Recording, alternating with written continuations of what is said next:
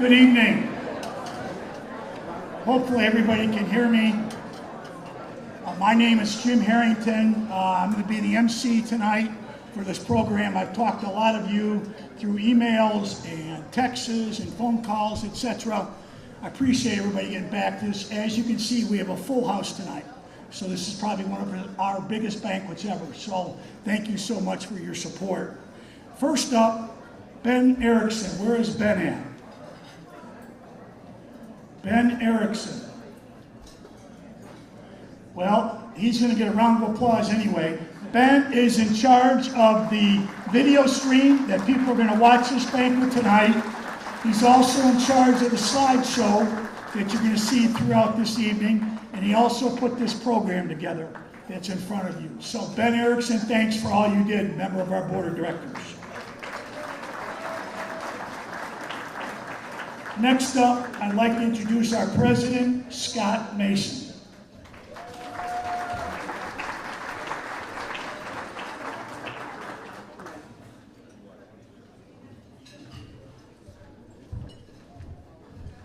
Good evening, everyone, and welcome to tonight's annual banquet. Like Jim said, my name is Scott Mason. I'm the president of the Elgin Sports Hall of Fame, and thank you for all coming to this special night tonight.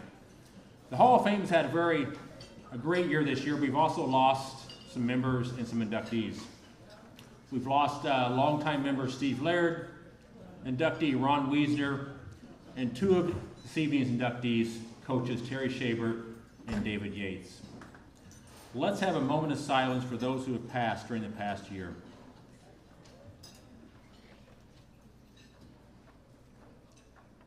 Thank you, everybody, and let's have a delicious meal and a very fun evening tonight. Thank you.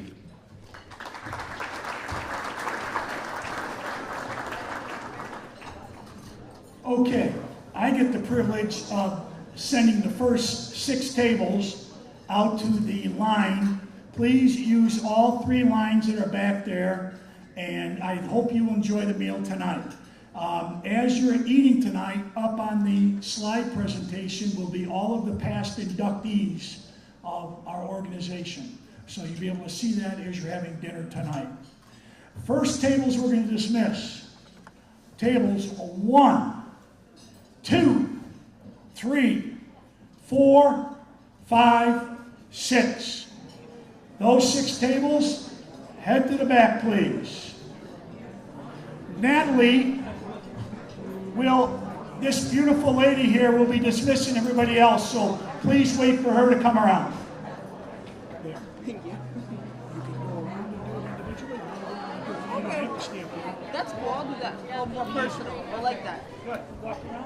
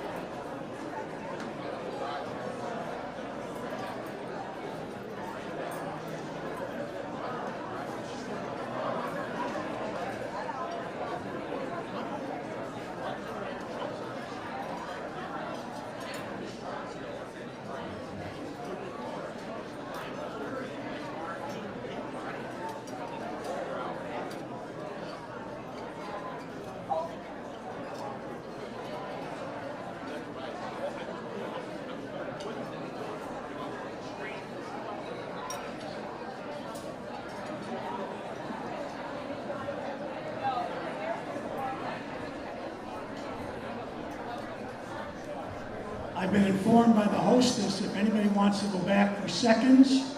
Everybody's been through the line once, so if anybody wants to go for seconds, feel free to go through now.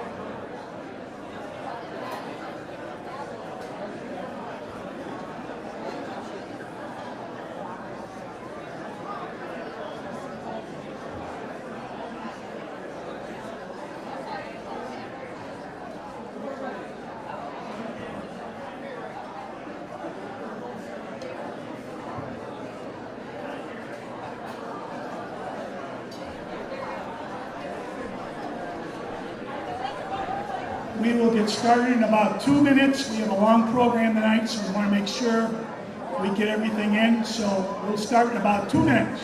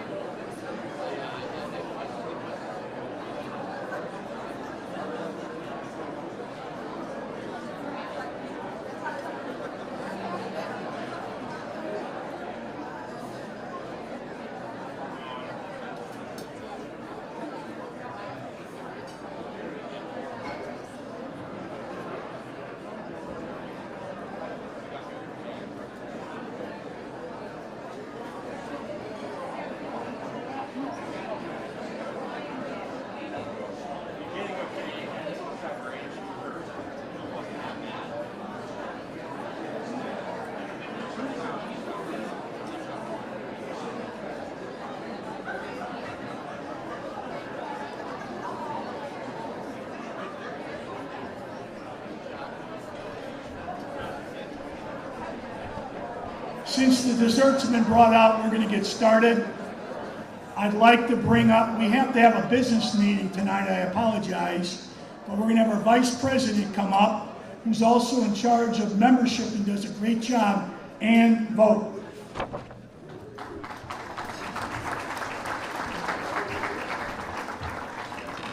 Thank you. Good evening, everyone. We need to take care of this quick business meeting tonight. We have 6 members of our board who their 3-year terms are up for renewal. These 6 members include Frank Solaric, Ben Erickson, Ron Lang, Scott Mason, Carrie Sun, and Mike Wall. I need a motion to approve these 6 renewals. Rachel, second. Corey, thank you. All in favor? Aye. Anyone not in favor? Good. All right. Awesome. Congratulations to another 3 years to the 6 of you. Have a great night, everyone.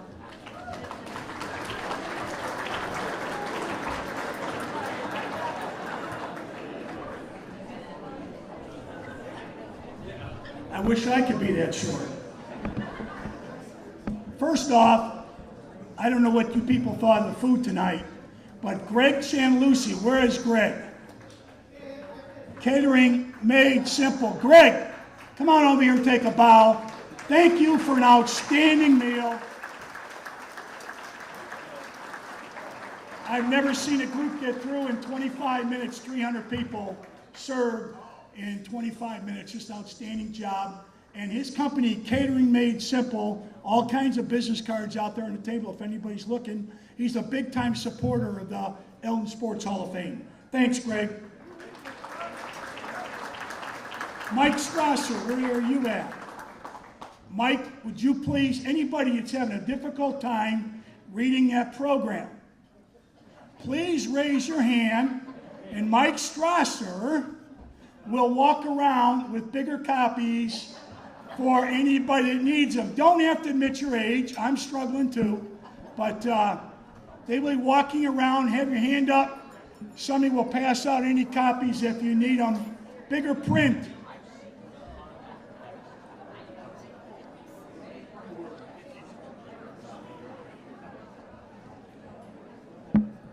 Okay, we're going to get started. First off, scholarship recipients. I would like to thank Carrie Sun, who's up here in the front, who's in charge of the scholarship committee, for all the hard work they did this year for our 30 scholarship recipients. Your picture will be on the wall for the next year on the Wall of Fame. Your nameplate will be up there forever on a scholarship plaque, so you can bring the grandkids back and show them what you got. This year, 30 student athletes received $1,700 scholarship, which comes to a total of $51,000 this year that we gave out in scholarships.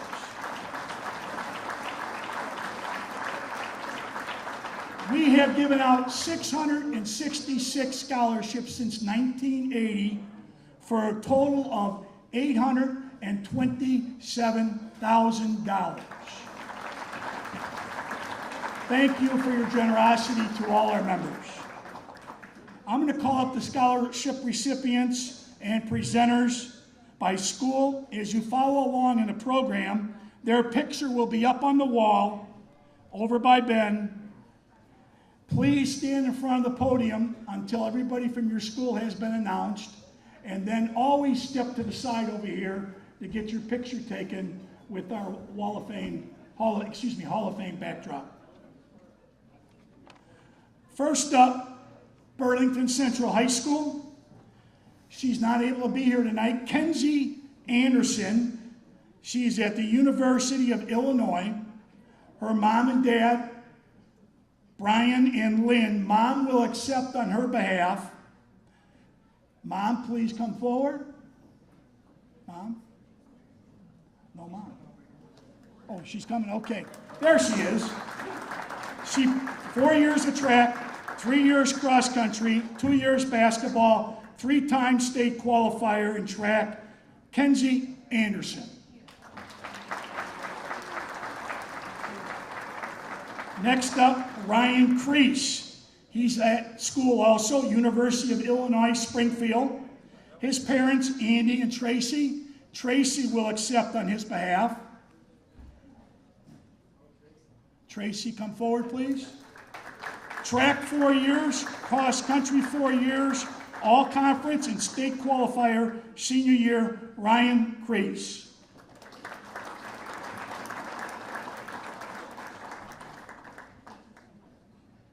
Elgin Academy, Ryan Zantz. He's at Ohio Wesleyan University. His parents, Rich and Rachel, will accept on his behalf. Here they come. 4 years of varsity baseball, 4 years of basketball, 3-year captain in both sports, Ryan Zantz.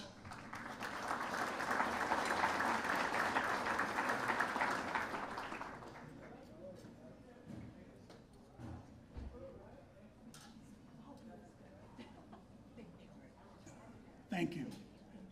Elgin High School. Nick Bumbalis will present for Elgin High School this year. First up is Jocelyn Bardesi. She's at UIC. Please come forward. Her parents, Juan and Giovanna, please stand, be recognized.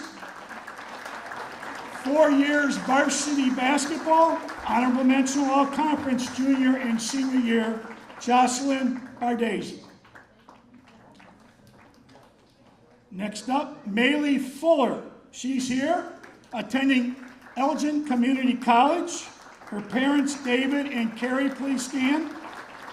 Varsity swimming 4 years, basketball 3 years, softball 3 years, Maylee Fuller. Maddox Hallian, he's at Loras University playing basketball. His parents, Robert and Anna, will accept on his behalf.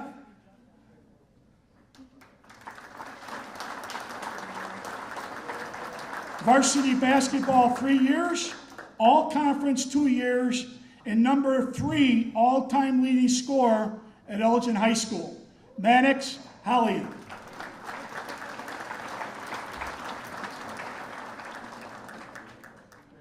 Salome Patino, she's with us tonight, attending Elgin Community College.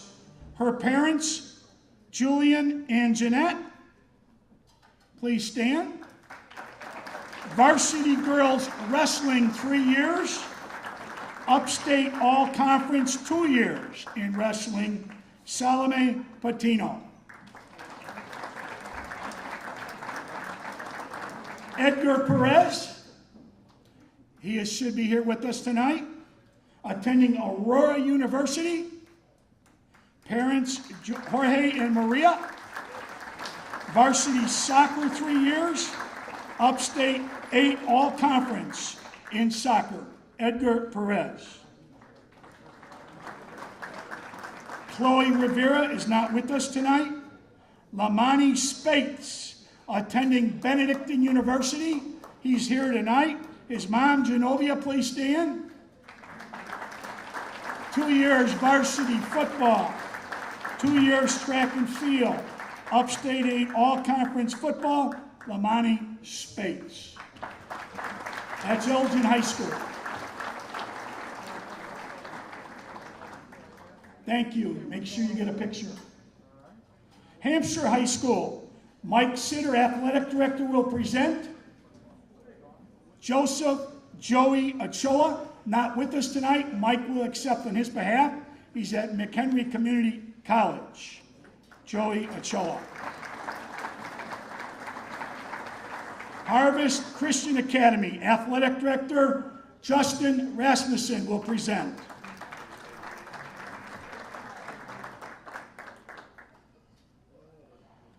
First up, Isabel Abraham. She's not with us. She's at Lipscomb University in Nashville, Tennessee.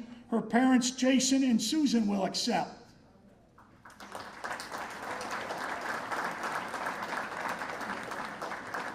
Basketball 4 years, volleyball 2 years, basketball all conference. Isabel Abraham. J.J. Ghanem with us tonight, Judson University. Parents Joe and Jennifer. J.J., come forward. Mom and Dad, please stand. Basketball, 4 years. Cross country, 4 years. Track and field, 4 years. Volleyball, 1 year. All conference in basketball, all state in cross country and track and field. J.J. Ghanem. Caden Meeker, not with us tonight. He's attending John Wood University in Quincy, Illinois. His parents, Kyle and Rebecca, will accept on his behalf. 3-year varsity basketball, 3 years varsity baseball, all conference basketball, 3 years, all conference baseball, 2 years. Caden Meeker. Thank you, Harvest Christian. Larkin High School, Athletic Director Steve Tracy will present.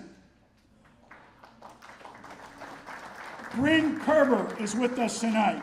She's attending Milwaukee School of Engineering. Her parents, Jeff and Amy, please stand. 4 years varsity gymnastics, 2-time sectional qualifier, 3 years varsity softball. Bryn Kerber. Quetzali Lara is not with us tonight. Logan Lever is with us, attending Elgin Community College. His parents, Sean and Audrey, please stand. Varsity baseball, 3 years. Basketball, 2 years. Golf, 2 years. Track and field, 2 years. Logan Lever. We haven't had one of these in a minute. We got twins. Carter Novelli, attending Elgin Community College. His parents, Mark and Amy, please stand. 4 years varsity baseball, 1 year varsity golf. Carter Novelli. Enzo Novelli, also attending Elgin Community College. Parents are still standing. 4 years varsity baseball, 1 year varsity golf. Enzo Novelli. Olivia Salazar is not with us tonight. Those are representatives from Larkin High School. Thank you. St. Edward Central Catholic High School. Presenter, P.J. White, Athletic Director. First up, Caden Dawson, who's at Carthage College, not with us tonight. His parents, Colin and Michelle, will accept on his behalf. And please stand. Varsity basketball, 4 years. Volleyball, 2 years. 2 years all conference in basketball. 1 year all conference in volleyball. Caden Dawson.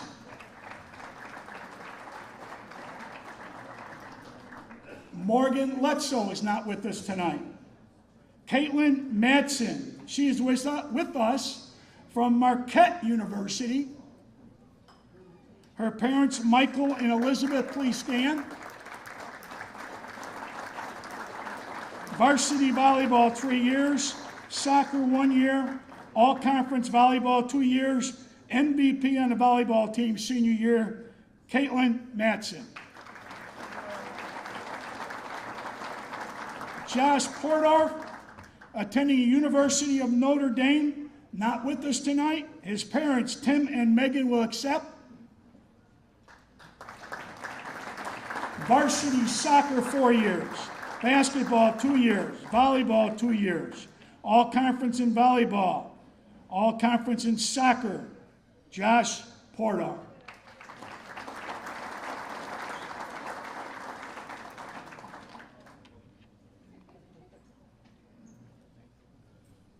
Congratulations, St. Edmunds. South Elgin High School, presenter Caleb Carter, with us tonight. Okay, up first, Nicholas Martinez. Yes, is with us tonight. Marquette University. 2 years varsity golf, all-conference senior year and captain of the golf team, and received the prestigious Chick Evans Scholarship. Nicholas Martinez. Kaylin Olson, not with us tonight, University of Florida Gulf Coast. Her parents, Randall and Melissa, will accept. Varsity swimming 3 years, track and field 4 years, all-conference track 2 years, all-state swimming and diving senior year, state qualifier 3 years in diving, holds a school record in the triple jump, Kaylin Olson. Thank you, South Elgin. Westminster Christian. Presenter will be Mr. Sung.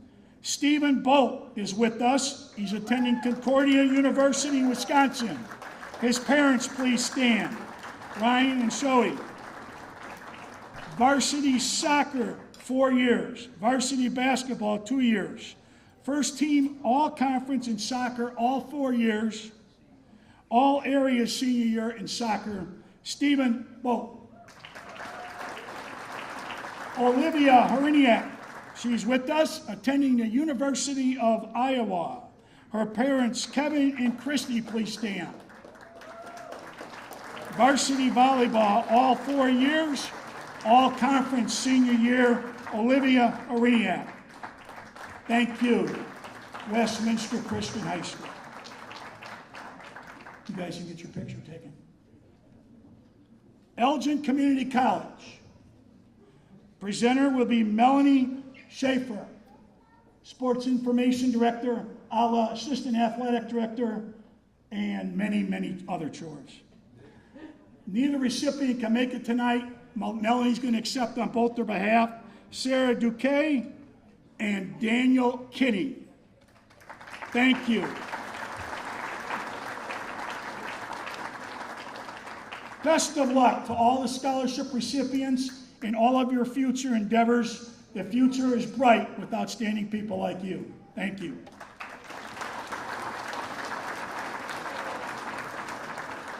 Okay, we're going to go right to outstanding achievement recipients. Give me a second. First up, Mike Strasser, please stand. Nick Bombalis and Ben Erickson. They head up this Outstanding Achievement Committee, do a fantastic job with all their hard work, recognize these outstanding student athletes and adults each year. First up, as we call your name, please come forward and Mike Strasser will present you with your certificate. Giselle Murray, cross country. She's with us tonight, Harvest Christian Academy, IESA state champion, 3rd place. Giselle Murray. Her parents, please stand and be recognized. Okay, high school. Isabel Castro, Elgin High School. School record, 3-point field goals made in the game, 3-point field goals made in the season, 3-point field goals made in her career. She's still got senior year. Isabel Castro. Caden Dawson, would his mom please come up and accept? St. Edward Central Catholic High School, member of the 1,000-point scoring. Caden Dawson. Brady Gilroy, Burlington Central. Not sure they were going to make it. Okay. Sarah Gurley, softball, please come forward. Have her parents please stand. Voted Player of the Year in the Chicagoland Christian Conference, Sarah Gurley. Maddox Hollian, Elgin High School. Dad, please accept, member of the 1,000-point club, Maddox Hollian.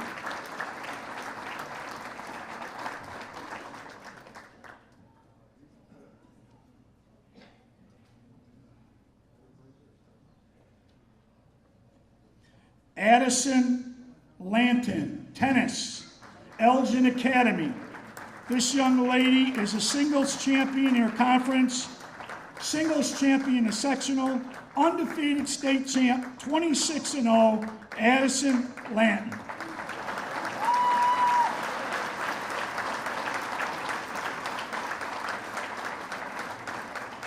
Liam Lotting, boys golf, Harvest Christian Academy.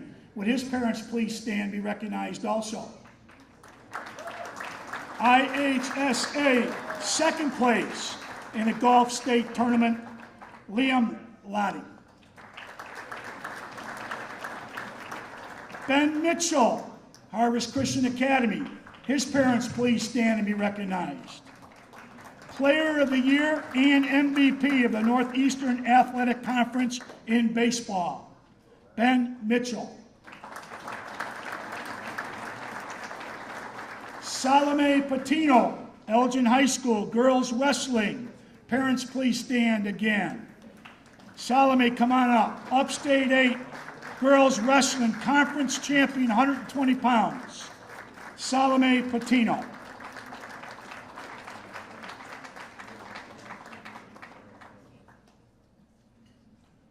Cole Tupper, Elgin High School, 2 certificates. Parents, please stand and be recognized. Upstate 8 Conference Varsity Boys Cross Country Champion. And Elgin High School Boys in Track, school record for the 1600 meter and 3200 meter, Cole Tupper. Coaching, well deserved, Bill Angelo, Elgin Community College, over 800 wins.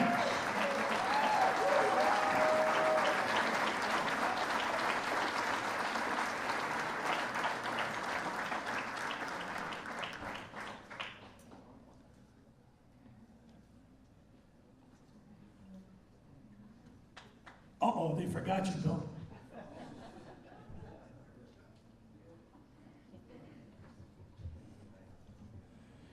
Michelle Dawson, St. Edward Central Catholic High School, 300 career wins.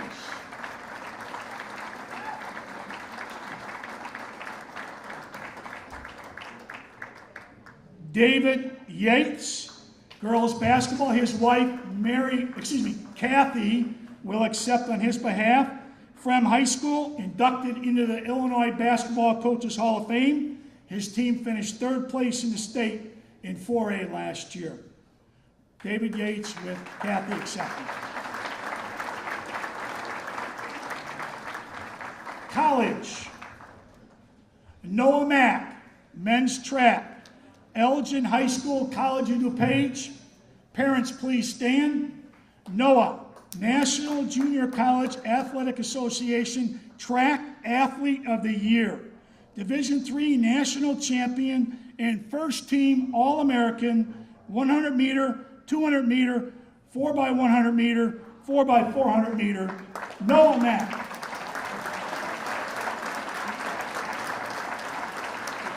Adults, Tom Cordigan officiated the 3A IHSA Boys State Championship game last year in Champaign.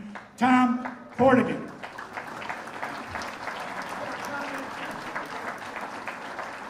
Corinne Grotenhuis.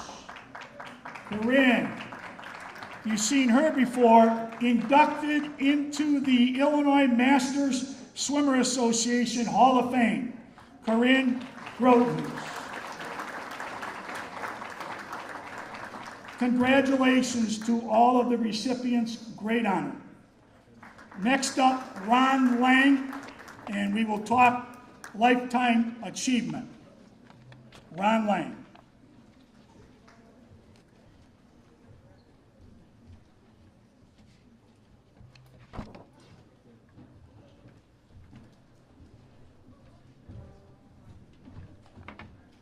Good evening, everyone.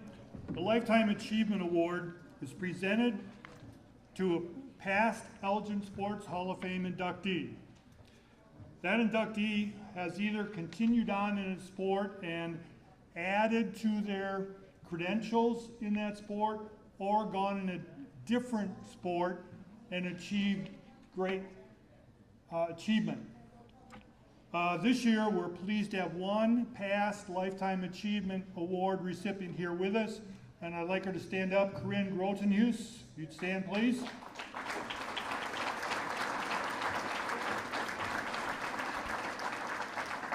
This year, Judith Wagner, a 1990 inductee in the Elgin Sports Hall of Fame for trap shooting, is our recipient for the Lifetime Achievement Award. I would like to introduce at this time not only have Judith to come up here, but also Elgin Mayor David Captain with a special presentation for Judith.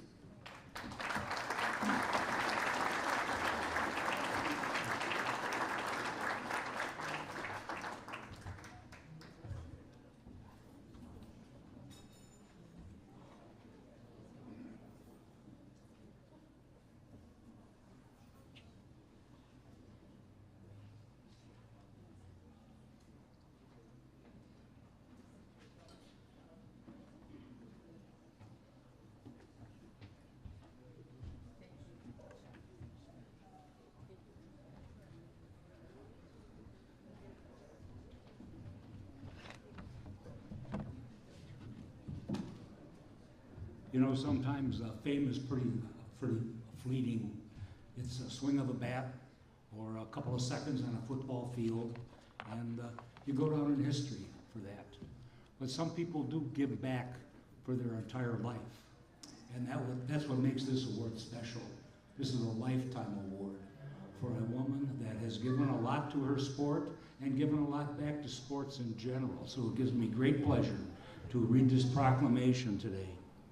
Whereas Judith A. Wagner, an Elgin High School graduate, go Maroons. A 1990 inductee in the Elgin Sports Hall of Fame and a 1995 inductee in the Illinois ATA Trap Shooting Hall of Fame is being honored with a Lifetime Achievement Award for her accomplishments and influence as a trap shooter.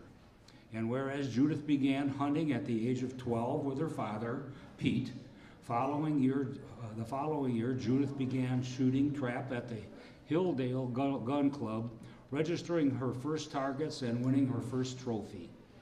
Within the next few years, Judith became one of the top women double shooters at age 18. She won her first Grand American tournament with an 88. And whereas Judith's accomplishments include being placed on 39 state women's teams, 22 women's All-America teams, winning 4 major Australian national championships, winning 6 major New Zealand tournaments in single rise, clay, and sparrow, and was twice the high lady at the Southland Club Championship. And whereas Judith's statistics include 378,000 tournament targets to date, attending the state shoot for 65 years, qualifying nationally for 60-year award, and becoming the 16th woman to reach 100,000 target plateau in ATA singles firing in 1993.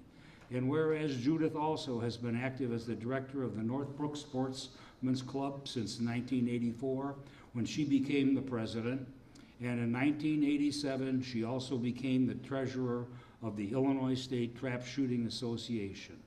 And whereas Judith Wagner is recognized for her lifelong commitment to trap shooting, expressed throughout her career of athleticism, devotion to the sport, service, and leadership for many organizations, by showing her dedication to assist in creating a healthy, supportive, and evolving sport community, and continually striving to emulate and emphasize the importance of women in sports. Now, therefore, I, David Captain, Mayor of the City of Elgin, Illinois, do hereby proclaim November 3rd, 2024 as Judith Wagner Day in the City of Elgin in honor of her lifetime achievement in trap shooting. Judith, congratulations. Here you go. After you. Thank you. And I'll follow you down.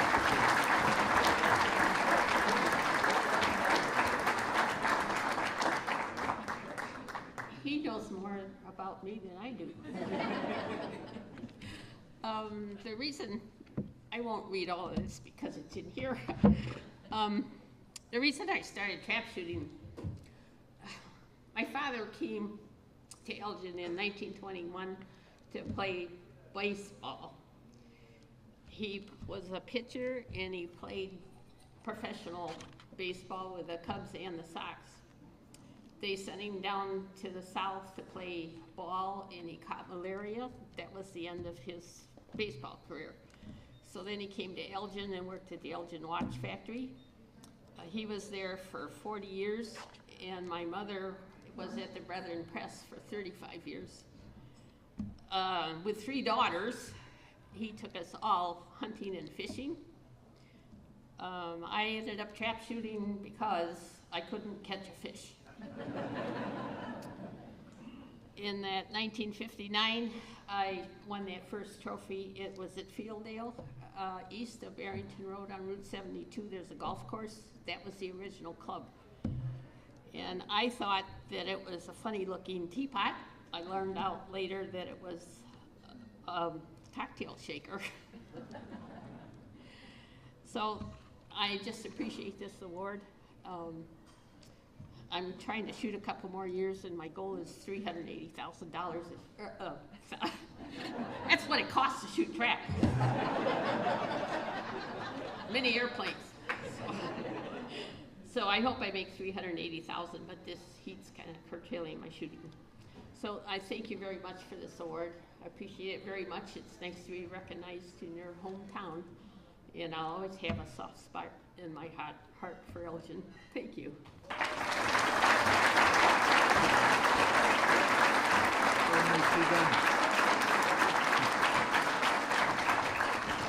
And Judith, on behalf of the Elgin Sports Hall of Fame Foundation, I'd like to present you with this plaque, citing you as a recipient of the Lifetime Achievement Award.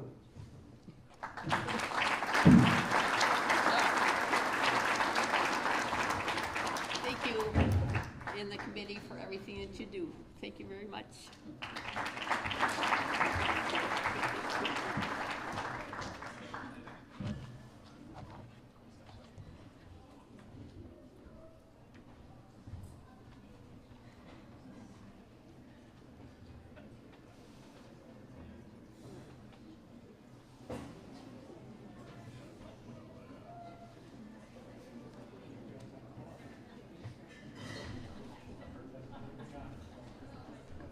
Our next award will be presented by our president, Scott Mason.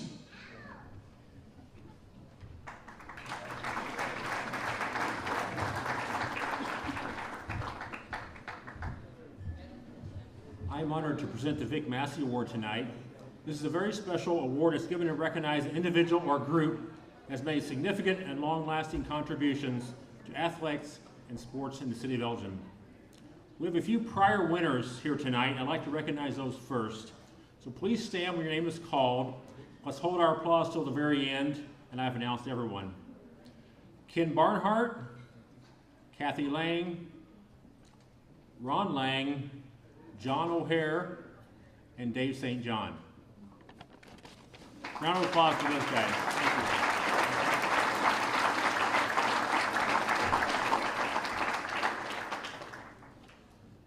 Our Vic Massie Award winner tonight is Mike Wall. Mike is someone who embodies the spirit of giving and demonstrates the power of what one person can achieve when they commit themselves wholeheartedly to a cause. I've been fortunate to know Mike for over 25 years. I've had a front row seat to see how Mike loves and supports Elgin sports. Mike never turns down anyone when it comes to helping and promoting Elgin sports. Regardless of the school, the sport, or activity, Mike always steps up when Elgin calls and gives it 110%. Mike has been involved in Elgin sports from a young player on the fields and gyms of Elgin, to coaching, to board of director leadership positions, and raising money for local sports programs. Mike has always held Elgin sports in very high regard. It is said that a true leader takes you places you wouldn't go by yourself. Mike is a true leader and has elevated Elgin sports by his unselfish contributions. Tonight, we want to say thank you. Thank you, Mike, for your dedication, your kindness, and incredible heart. You have touched the lives of so many, and we are truly grateful for all you have done and continue to do. Elgin sports has been and continues to be lucky that you are on our team. Please give a round of applause for the 2024 Vic Massie Award winner to Mike Wall.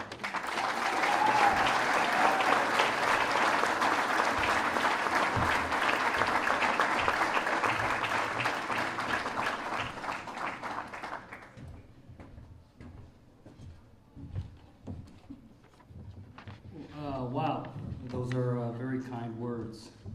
I'm thinking the smart play would be just say thank you and get off the stage. But I would like to take a minute just to say thank you to the people that have had an impact on my life. And I'd like to start by saying how grateful I am to the members of the Elgin Sports Hall of Fame, not only for this incredible honor, but for allowing me to be a part of your amazing organization. You've given me a platform to do something that I truly love to do. I'm grateful to my wife and my children for their love and support. Being a husband and a father has been the greatest joy of my life.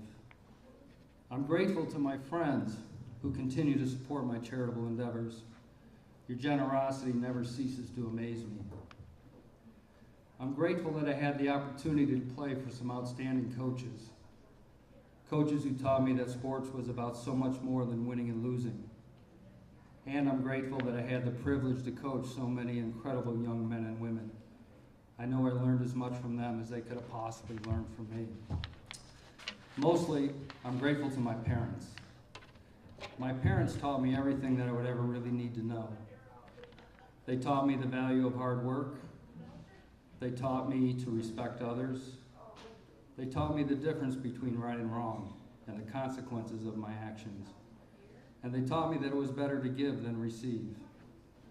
Anything good that I've done in my life is because of them. So thank you, Mom and Dad. Thank you for everything. And thank all of you for being here tonight. I hope you enjoy the rest of the program.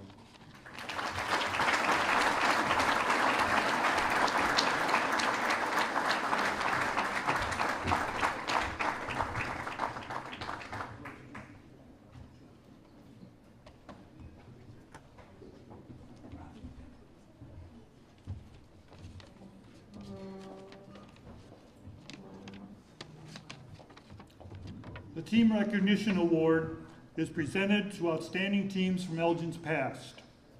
They include teams that were state champions, state finalists, undefeated regular season teams, etc. This year, following the recommendation of the Team Recognition Committee, the Board of Directors has established what we call a Heritage Team category. This outstanding team is one that should also be remembered in Elgin sports history for its contributions. To present the 1948-49 Elgin High School basketball team, I'd like to introduce Richard Renner.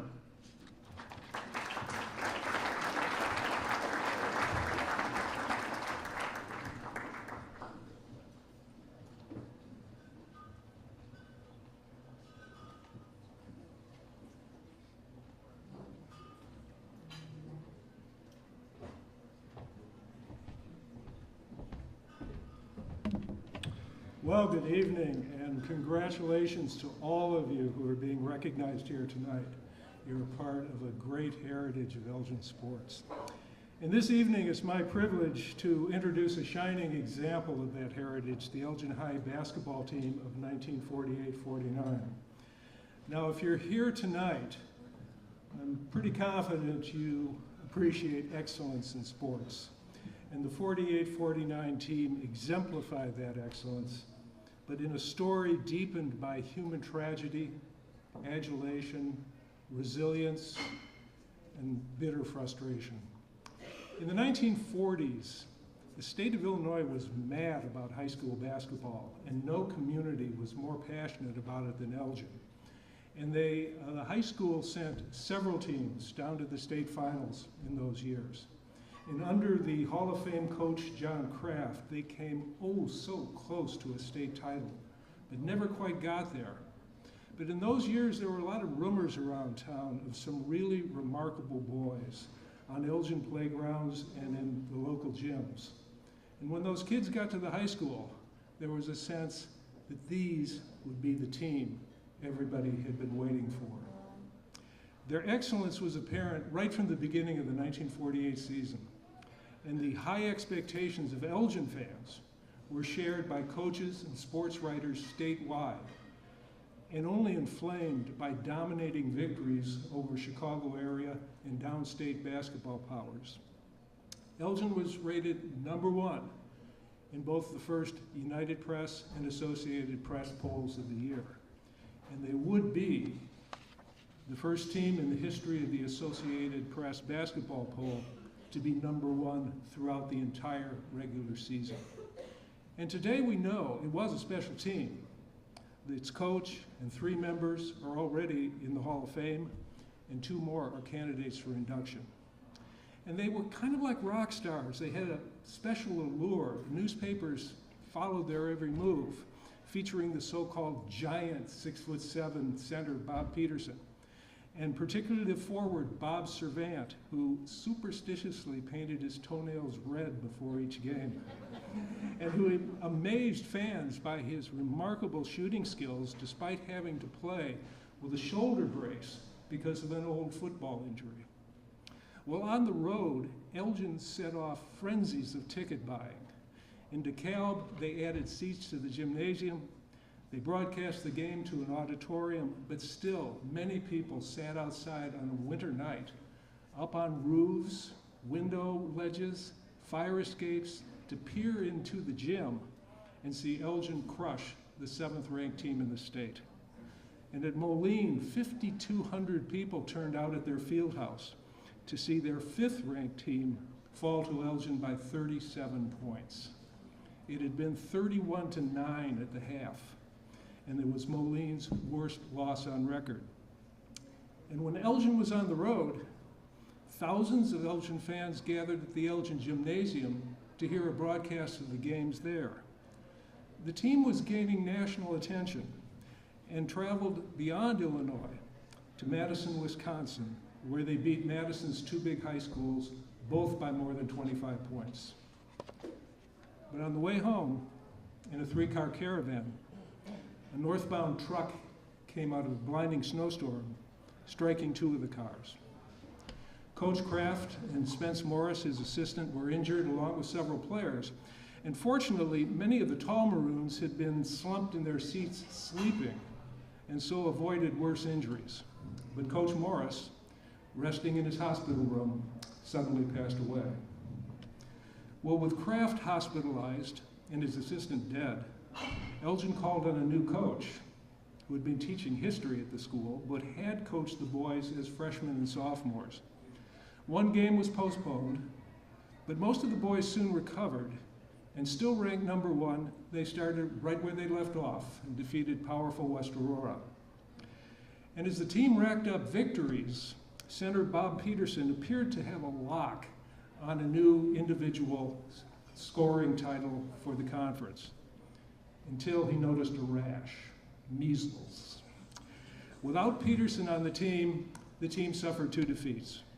And when a 3rd defeat came, when Big Pete, still not himself, scored only 14 points against a team he'd crushed with 36 points only 11 days earlier. But again, Elgin regrouped, captured the conference title, and entered the state tournament as the clear favorite and top-ranked team in the state. The team captured its regional, its sectional, with hard-fought victories, and with the spotlight fully on them, they journeyed down to Champaign and entered the Sweet 16 as the Associated Press's favorite in its final poll. And then the hopes and the excitement all fell away with a stunning first-round loss to West Aurora.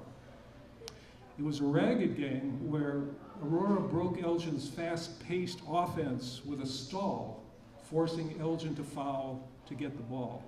But under the rules at the time, if you know your basketball, Aurora could decline the free throws and simply keep the ball. So the game's final moments were reported, and I quote, as a ridiculous exhibition of deliberate fouling. But the team also appeared cold and befuddled somehow. Only team captain Bob Servant and guard Carver Leach really played up to their talents. 75 years later, that game still remains a mystery. In closing, I would suggest we love sports and sports teams, not just for the statistics and the trophies, but for how they move us with the drama and the emotional impact of their personalities and performances. The Elgin High Yearbook of 1949 struggled even to discuss that team's final game, but they said the season was one of glory and tragedy, deserving a prominent place in the community's memory. I hope you agree, and I'm pleased the Hall of Fame has rekindled that memory here tonight. Thank you very much.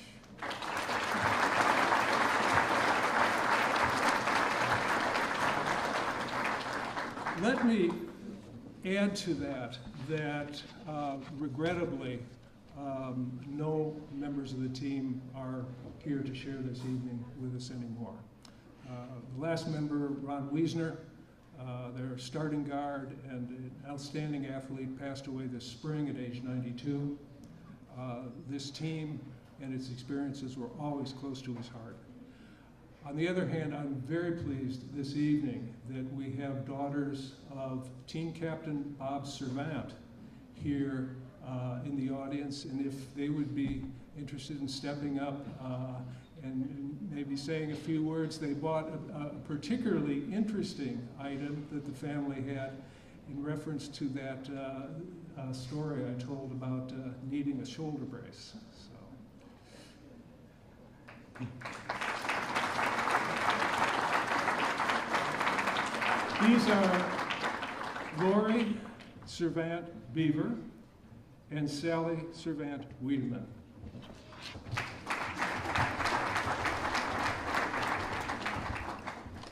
Well, we were really surprised to hear that our dad's team was going to be recognized. And our dad was a very humble person, and he didn't talk about, all the great things that he did, but everybody in Elgin, we weren't around, so they said, oh, your dad was really a great basketball player, And I just happened to bring this poster that my daughter Stacy, when she was in high school, she played basketball, and she had this picture of her grandpa blown up because he had to play with a harness. He got an injury in football, and so they put this brace on, and he continued to play. So he was a great guy, and I guess my sister and I just found out about him with the red toenail polish. We didn't. Yeah. My mom never told us about it. I didn't need to hear that, but I just want to say that I was golfing at Wing Park one time, and some guy came up to me and goes, do you know your dad was one of the best basketball players of Elgin? I go, who are you? Vic Massie. So I'm like, okay, thank you.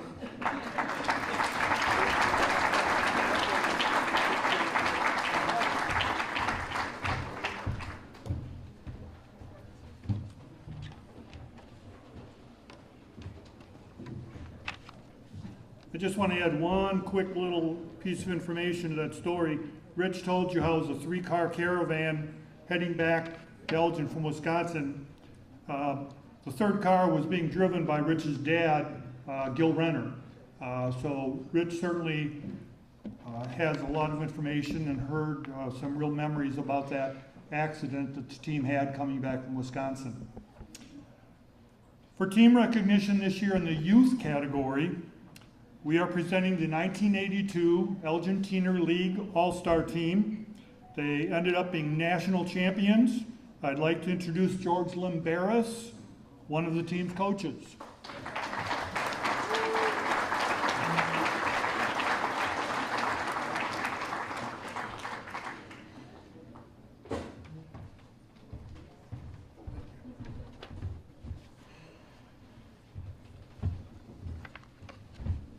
Good evening. It's a great honor to stand here today to reflect on one of the most incredible teams in Elgin sports history, the 1982 Elgin Babe Ruth World Series champions. I would like to thank Bob Nelson, who is the manager of the team, and without whose influence we wouldn't be here tonight. He taught me and all the members of the team a lot about baseball, coaching, and life. He strongly believed in a team concept and felt that the team was only as strong as its weakest link. Throughout the season and in the World Series, all the members of the team started different games. They all contributed with offensively and defensively, and that might be one of the reasons that that team was able to come back from being down so many times in the World Series. Bob Nelson passed away in 2010, but we are fortunate to have members of his family here tonight with us. His wife Pat, his son Bill, and his daughter Eden. I would also like to mention the loss of two members of our team, one of our catchers, Mike Hosman, and outfielder Tony Jackson. Thank you. The men who are being honored here tonight were 15 years old in 1982. So it's a little hard to imagine that it has been 42 years since this team won the Babe Ruth World Series. Because if I close my eyes today, I can still remember standing in the dugout in Manchester, New Hampshire, the wind swirling as that last pitch was thrown, and a fly ball going out to left field, being caught by Tony Jackson, and running out on the field with such exuberance that I can only remember experiencing anything like it a few times in my life. I would like to share a few memories about that 1982 team. The team finished with a record of 23-2. Babe Ruth baseball plays a double elimination tournaments, so you had to get beat twice in order to be eliminated. We lost one game in the state tournament, but we were able to come back in that later on in the tournament and beat that team 2 times to win the state championship. And that possibly gave us the experience to be able to come back in the World Series after we lost our first game to the host team. We played very poorly, but we were able to overcome that eventually. The truth is we were down in every single game of the World Series except the final game, the championship game. In our second game against Brooklyn, New York, we were down 10-5 with 1 out in the last inning, and we started a rally.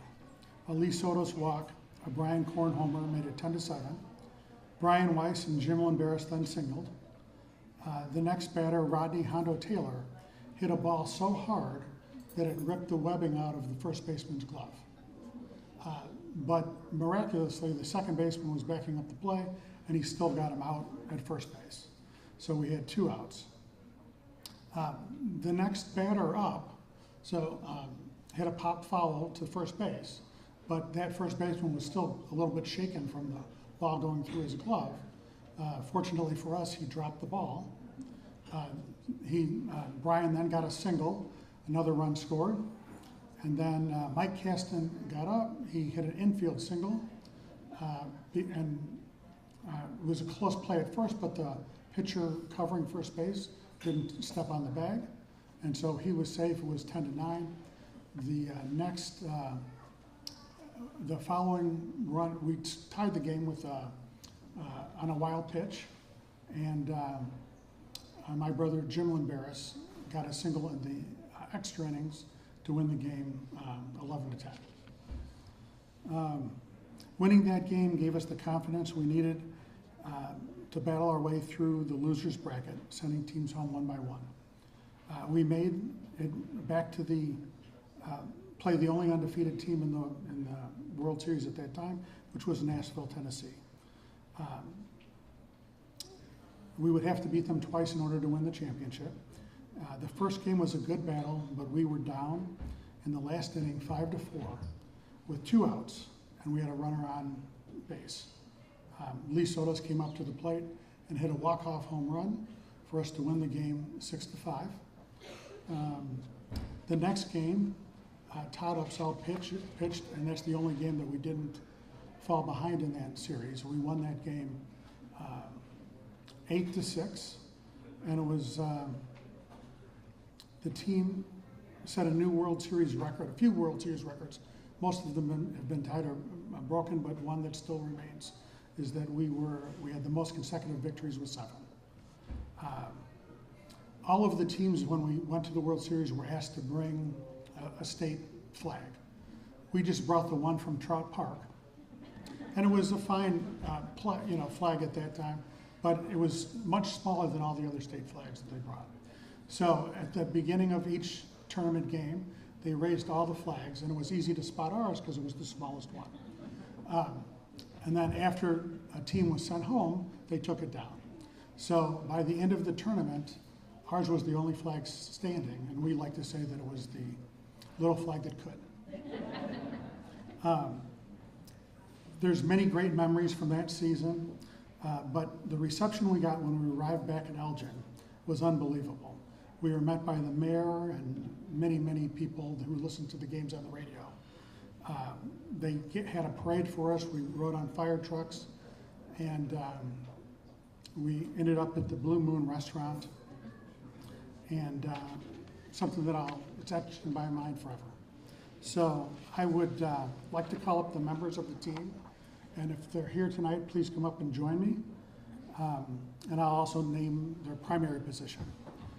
Outfielder Buddy Bradford, pitcher and outfielder Brian Korn, infielder Jeff Fox,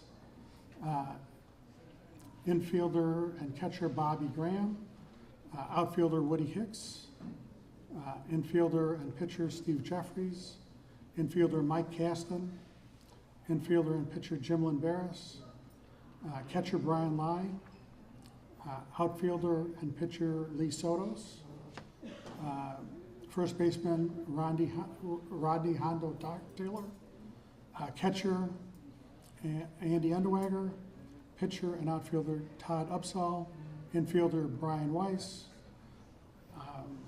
and I think those are the people that are here tonight.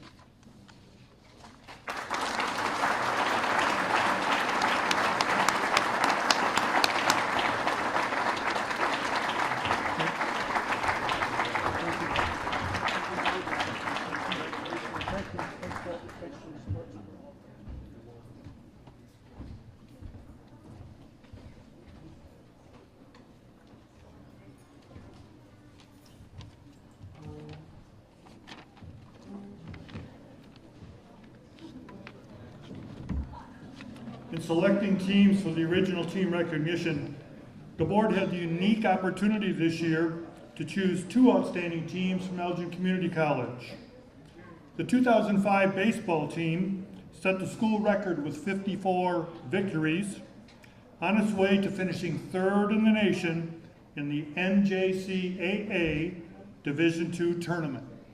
Please welcome their head coach, Bill Angelo.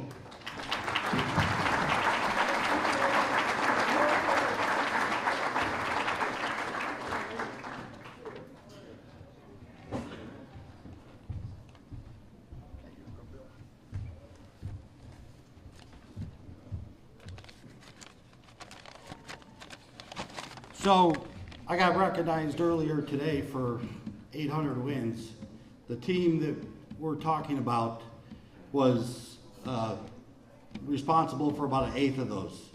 They had 95 wins in their 2 years with me, which is quite an accomplishment. Good evening, everyone. Would first want to congratulate everyone getting recognized tonight by the Elgin Sports Hall of Fame. It's a great honor. The scholarship recipients, outstanding achievements, special recognition awards, the great teams of Elgin's past, and especially the Hall of Fame honorees. So congratulations to all of you. Next, I want to personally thank the Elgin Sports Hall of Fame for recognizing the unbelievable accomplishments of our 2005 Elgin Community College Spartan baseball team. It's a great honor. We are very humbled by it, to be recognized as one of the great teams of Elgin's history. Before I start telling you about some of the things that this team accomplished, I would first like to call the team up here to be recognized. So I'm going to start with the 2 assistant coaches, Coach Justin Keys and Coach Andy Jakubowski. These 2 guys are both unbelievable baseball minds, great coaches, and quality human beings. Quite honestly, these two guys are the smartest thing I did as a coach, was getting these two guys affiliated with our program. They led by example and brought an unbelievable work ethic and enthusiasm to the field every day. And they made me a better coach. Thank you, guys.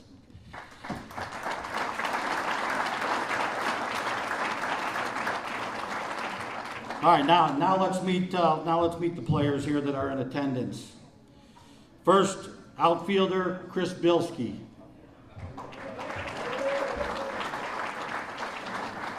Next, pitcher Dan Deutsch. Catcher Paul Homer. Outfielder Matt Jackson. Pitcher Robert Johnson. Infielder Brett Porto. Infielder Jason Wally Richardson. Outfielder Scott Cedar.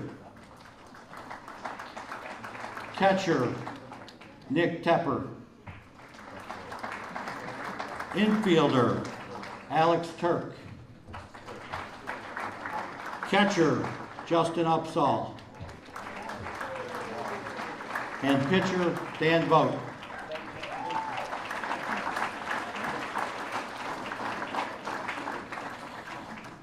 Unfortunately, the rest of the guys could not make it tonight, but everyone on the team played a vital role in our success.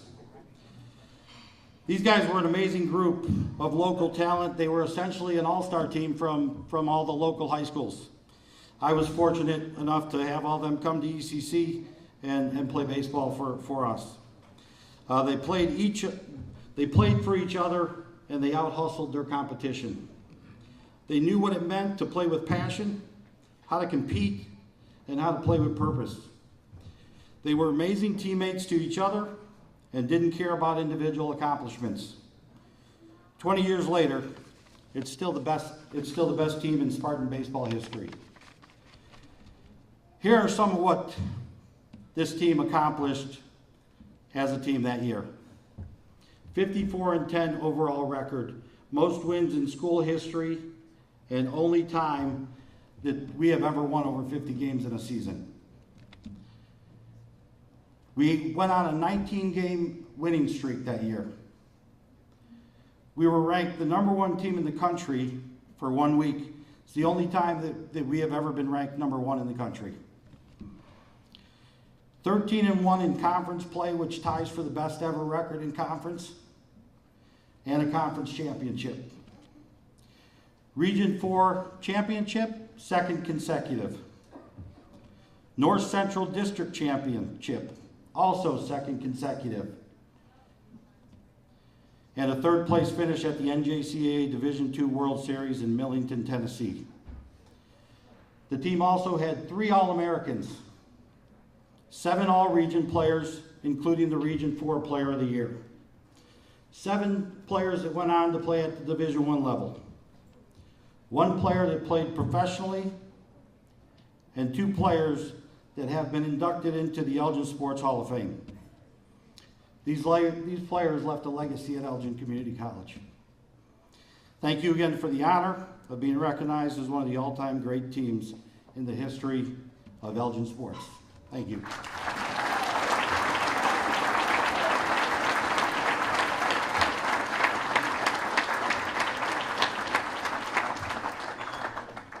As you come over here, Bruce will get a picture of everybody over here.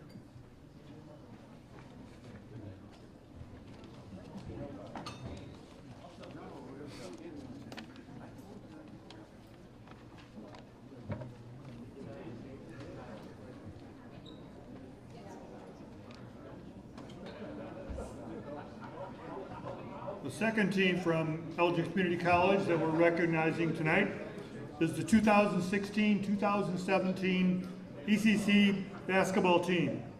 They also set the school record that year with 31 victories, on its way to finishing second in the nation in the NJCAA Division II or Division III tournament.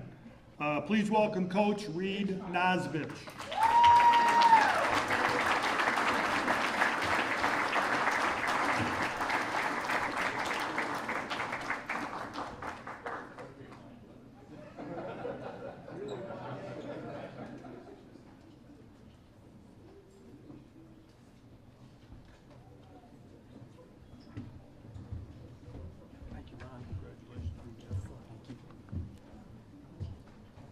Real quick, for all of you that just heard the name Nosbish, yes, Carl is my father.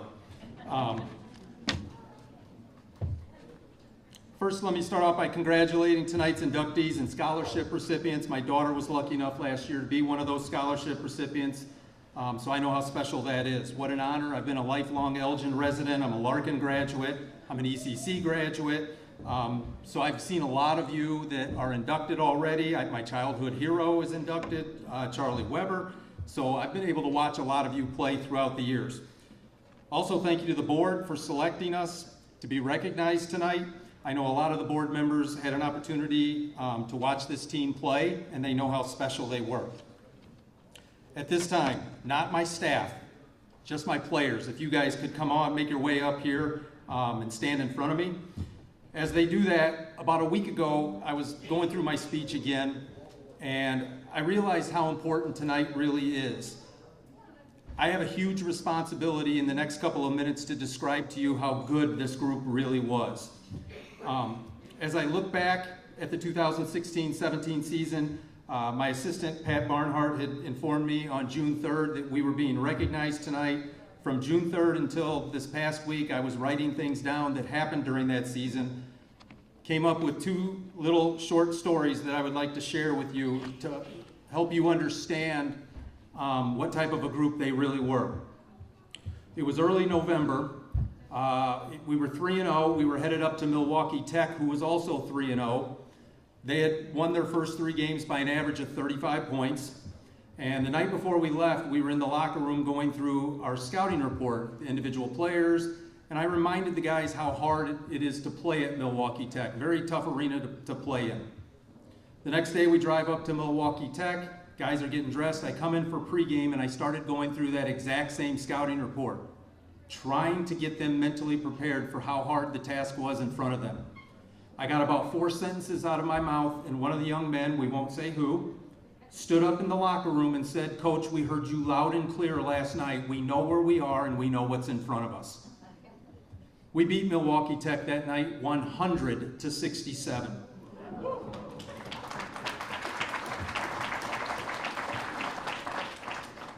Being the humble guy I am, I came in the locker room afterwards. All these guys were celebrating, high-fiving, and I tried to get them to calm down. We're still in November at this point. Talked to them, told them to get dressed, and as always, we came out of the locker room as a team. My staff and I, we went and stood out in the hallway. For about 2 minutes, we just stared at each other, the coaching staff. I finally broke the ice and said, "How good are we?" Now I'll give you the PG version of what my assistant said to me. They said, "We're really flipping good." Now I wasn't buying the Kool-Aid yet at that time. It was still November. I thought we were special, but I didn't know how good we were. Fast forward 1 month later, we're headed up to Kishwaukee. Same situation, very good team. We're 10-0 at this point. Again, very tough place to play. We played probably the worst half of basketball that we had played all season up to that point. Halftime in college is 15 minutes long. It gives me about 5 minutes to meet outside the locker room with my coaching staff, kind of talk about adjustments, all that kind of stuff. After about 5 minutes, I swung open the door to go in. Kids couldn't see me, I couldn't see them, but I could hear 2 voices screaming at everyone. Now, if you've ever been around young people, if person A is screaming at person B always has something to say back. There was no person B that night. It was just 2 guys in front of everyone yelling, "If you're not going to play hard, if you're not going to rebound, if you're not going to defend, get off the court." There was a pause in that yelling. I turned to my assistants and said, "I don't think I need to say a word." I walked in, told them who was starting the second half, what we were going to do offensively, defensively, and told them they had 20 minutes to make up a 13-point deficit. We came back and won that night. At that moment, I knew I've got something special. From that point forward, we ended up winning the conference tournament, or the conference championship. We were co-champions. To tell you how special that was, we were the only Division III school in our conference. The other 7 schools had scholarships. We had none. And we still managed to win a back-to-back conference championship, I might add. The playoffs then began. We had to defeat Harper in the first round. We had to play a 20-win Madison team in the second round. Then we had to play Rock Valley for a Region 4 title. As a basketball program, we had never even won a Region 4 title. We were playing Rock Valley on their home court, and they were the defending national champions. Let me back up to the day before that. Our leading scorer tore his ACL in the first half of that game. So now we have to have a conversation about Rock Valley, who we've already lost to by 20, on their home court without our leading scorer. That young man that tore his ACL stood up in my pregame speech and gave one much better than I could. And we went out and defeated Rock Valley to win that Region 4 title. A week later, we defeated Lorain County out of Ohio to win the district title in what undoubtedly was the largest crowd in Elgin Community College basketball history. For those of you that were there that night, thank you. We then headed to Rochester, Minnesota, where we played Brookdale, Brookdale was out of New Jersey, Herkimer out of New York, and we lost the national championship game to Northlake out of Texas.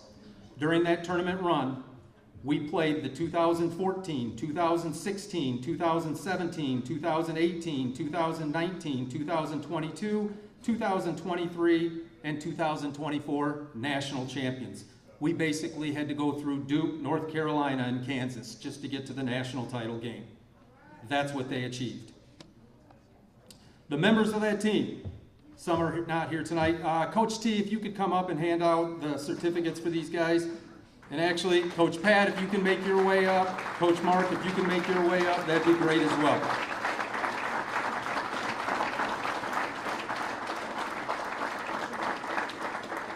Members of that team were Chris Benjamin out of Aston Trail. He is not here. Charles Sanders out of Larkin High School.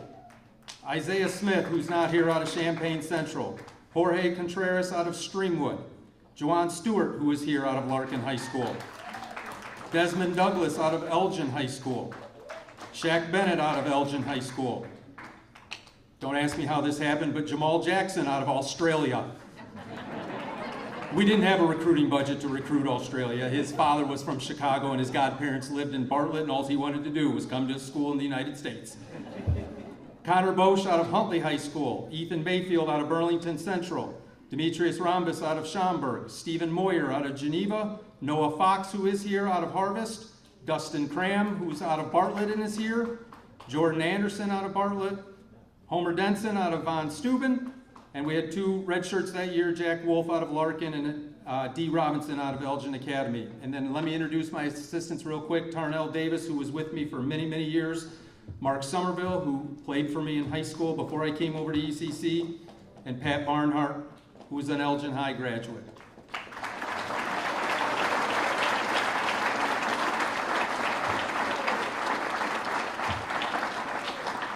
Real quick, just a couple more things I wanted to say. I know I've probably already gone over my time limit. I get asked, and I want you guys standing up here and those guys watching at home that played for me on this team. I'm trying not to get choked up. I get asked time and time again if this was our most disappointing loss to lose the national championship game. Fellas, I want you to understand, it's not even close to the most disappointing. When I took the job at ECC, we only talked about winning conference championships and trying to win a Region 4 title. The night we played for a national championship, 130 teams were sitting at home watching 2 play. You were one of those 2. Those that have been around, go.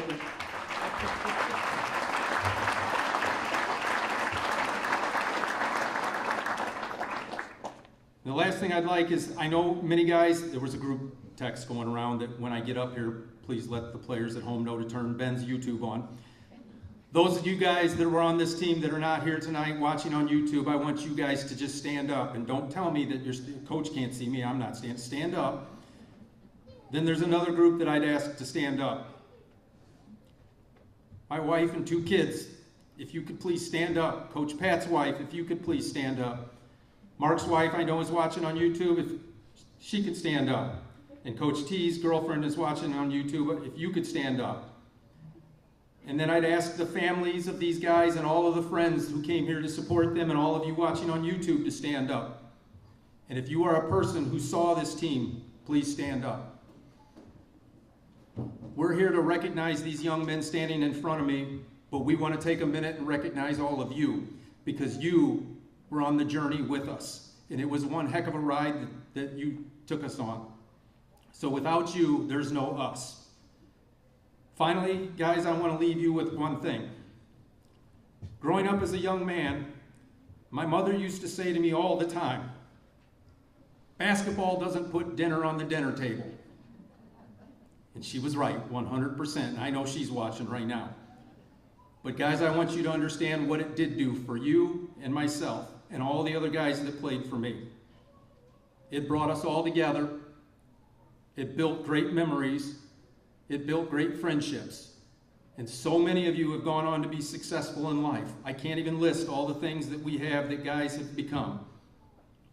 So yes, basketball did not put dinner on the dinner table, but what it did do for this group right here is put you on the wall in the Elgin Sports Hall of Fame. Congratulations, gentlemen, the hall has been earned. Thank you, guys. Fellas, let's go over here.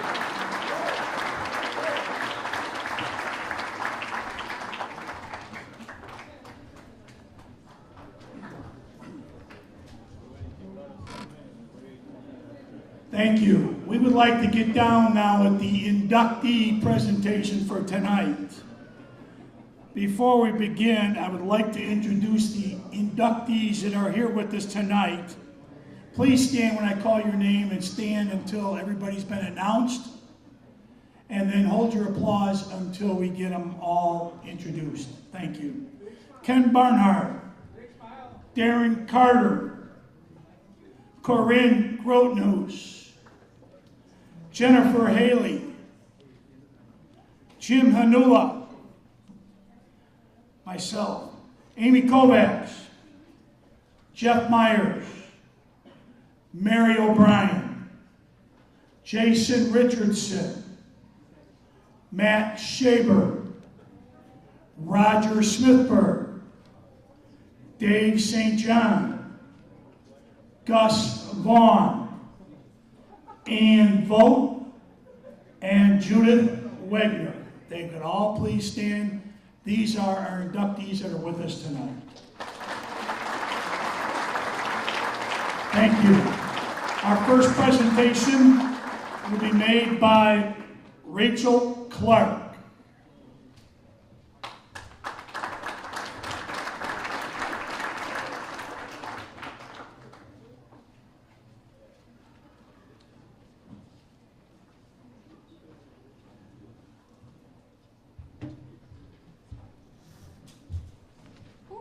Good evening, everybody.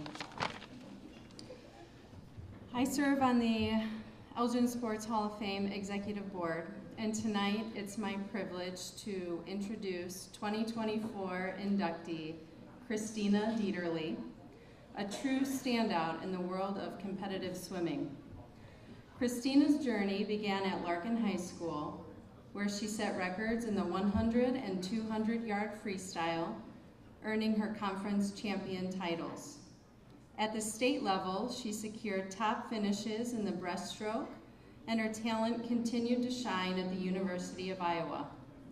There, she set more records, was a Big Ten finalist, placed 13th at the NCAA D1 Championships, and received All-American honorable mention.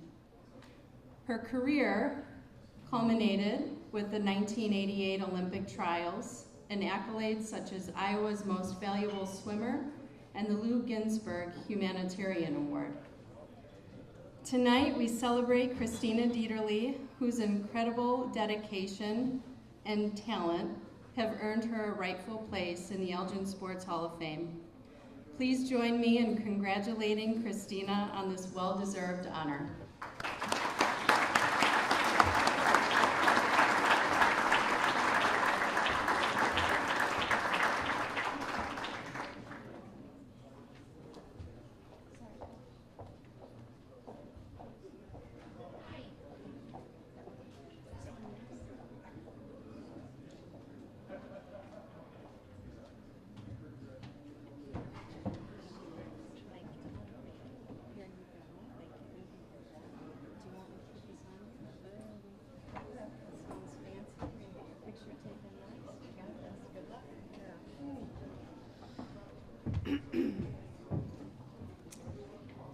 this definitely isn't my forte, standing in front of so many people and talking. I'd rather be on the water at this moment.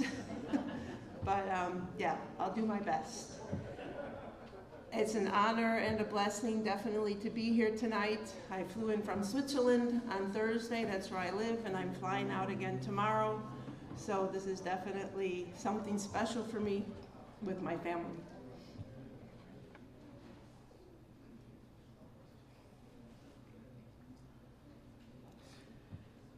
I'd like to thank my parents, most of all, for getting us started in our sports and all of our activities. We are definitely an active family throughout our lives. We always have been, and we still are. Yesterday, we even realized my mother, at the age of 83, has a talent in bowling. So I guess it'll never end. Hopefully it'll continue on with us till we are over our 80s and continue to enjoy all of our sports. I started quite young with swimming. Even with the family, we would go swimming every Wednesday at the Channing Y, and I discovered from Mr. Lang tonight that he knows both of my brothers from that time. And we enjoyed going to Yankee Doodle Dandy afterwards. That was a special treat for us. Yeah, I continued from there to competitive swimming and enjoyed my career. I'm very thankful and grateful for all the coaches that I had who supported me, their dedication, discipline, all the things that I learned, the teammates that I had, the hours we spent in and out of the water. Yeah, it was just amazing, all the things, a lot of crazy times, wild things that we did when we were young, but it was lots of fun. The discipline and dedication, the people I met over the years, the places I got to travel to, it can't be taken away. That's something that has guided me and throughout my life, and it's just been an amazing time. After many years of taking a break raising my children, I decided to continue swimming again, so I'm back in the water. I swim for the Masters team in Switzerland, and 2 years ago I was at the European Masters in Italy in Rome, and it was another wonderful experience. So I look forward to continue swimming and enjoying life and staying healthy. Yeah. Thank you very much. It was an honor.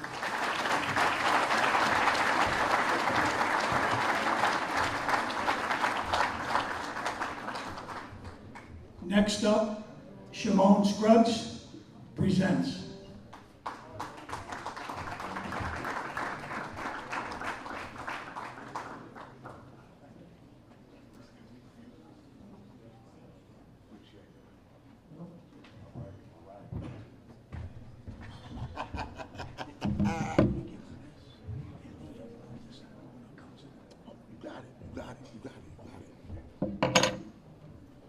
Thank you, everybody. I've been waiting for this. To the guys, you know. The person I'm introducing is my best friend, been my best friend probably since 1986-87, Trevan Hayes. The guy who I'm giving you guys this evening as far as information on is just probably the most dedicated guy I've ever come across.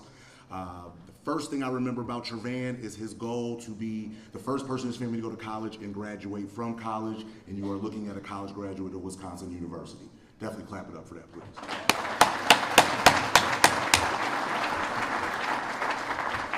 With that being said, Trevan was an outstanding athlete as far as football was concerned, but he was also an amazing athlete as a baseball player and a track star.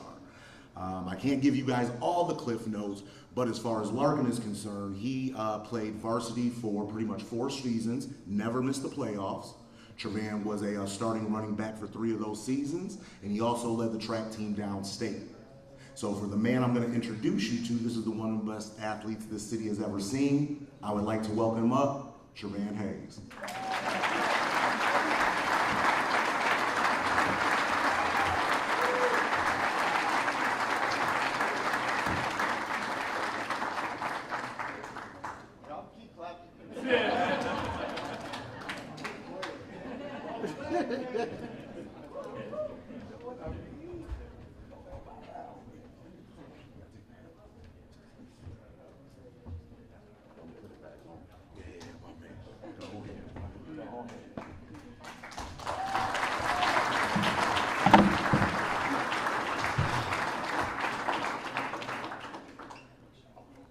Thank you, Shimon.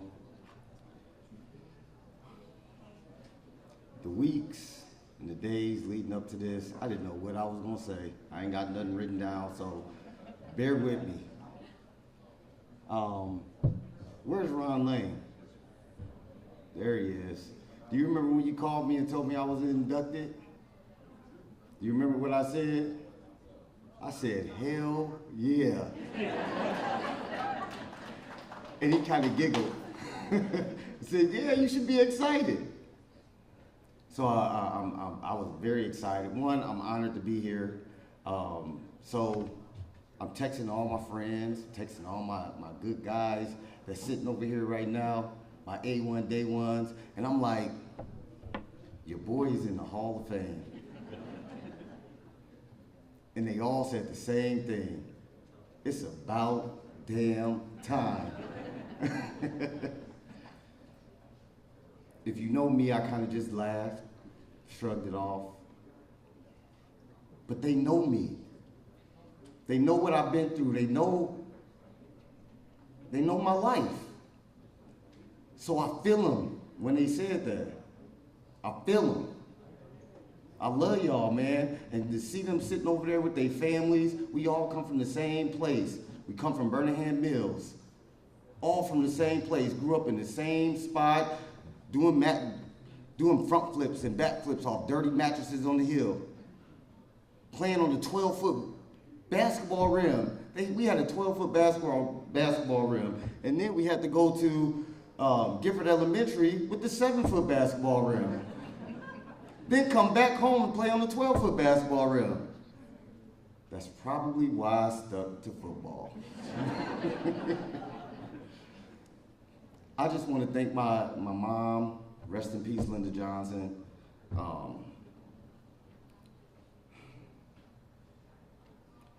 She was a good woman. I remember her taking us to Colonial, get a kitchen sink. I remember her playing football with us outside. Me being so mad, some of the little mannish little boys out there probably trying to cop a feel on her, you know? But I just remember being so mad, like, Mom, stop. We're trying to play football. Give me the ball. Go in the house. I miss her. I want to thank my grandparents. They were angels in my life. I remember the day I asked my grandmother if I can come live with them. I was 11, 12 years old. And I'm sorry, Grandma. She's not here, but I know she's watching. She said, yeah, you could come stay with us. We got these rooms, you can have one, but you gonna tell your mom. And gave me this look. Didn't realize it at the time why she gave me that look. But I found out real fast. I had it all planned. I was gonna go home, pack a bag, go to my grandparents' house, pick out my room, start setting it up. As fast as I was packing that bag, it was as fast as my mom was unpacking it. That time I realized why my grandmother said that. A lot of my friends over there, they have all these stories about Pop Warner football, playing for the Bears, playing for the Redskins, playing for the Packers. I don't have those stories. My time didn't start till 7th grade. I mean, I played for the Bears, but I don't have any stories from that time. But it was Tom Castile sitting over here that got me into that is where I fell in love with the game. He brought me in his home, not only me, but all the little kids. I remember one day, I just got my driver's permit, and Tom gave me the keys to his van. You gonna drive. So I'm driving down South Street, right by Commonwealth Edison. And I was gonna turn, what's that street? Is it 2nd Street? You guys know? I was turning. And he was so scared. Stop, slow down, you can't turn that fast. It was so funny because I almost flipped the van over. First time driving. gave me the keys to his car. But if it wasn't for Tommy and the Castile family, I wouldn't be up here for football. So I just want to thank you, Tommy, and the Castile family.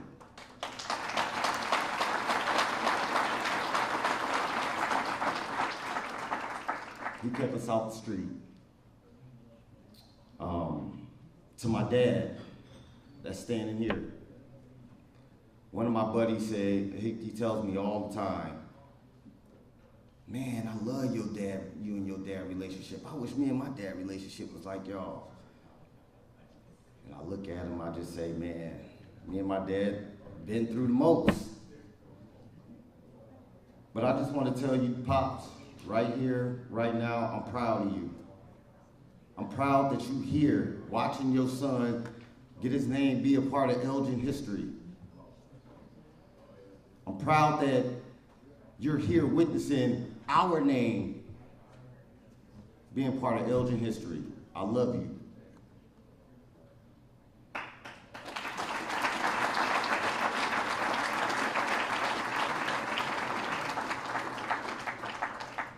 And I know it's something else I was gonna say. Thank you to Elgin Sports Hall of Fame. I mean, I'm just a little kid from the mill, you know, and this means the world to me. Thank you all, and congratulations to all the other inductees. That's it, thanks.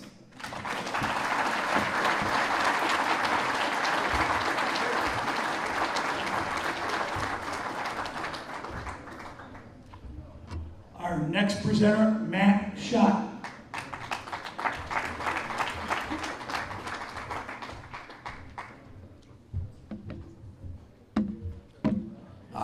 Good evening. I'd like to congratulate all the recipients of tonight's ceremony. Courtney was an Elgin High School all-conference, all-area softball player for 3 years. Her senior year, she was named to the All-State team. She was also named to the Super 60 All-Star team. My relationship with Courtney goes back 25 plus years, when she was just 9 years old.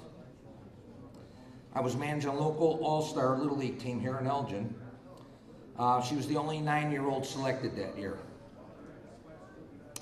That was a continuing theme for Courtney. She always was the youngest player on every team. I have a couple quick stories I'd like to talk specifically about Courtney. When she was 9, during one of our first games, and I remember this like it was yesterday, she was catching for us, and she had those little pigtails in, you know, the little 9-year-old pigtails, and I still see her that way, by the way. There was a little pop-up foul, and Courtney sprung out from behind home plate, arms extended, diving into foul territory, making a spectacular catch in a cloud of dust.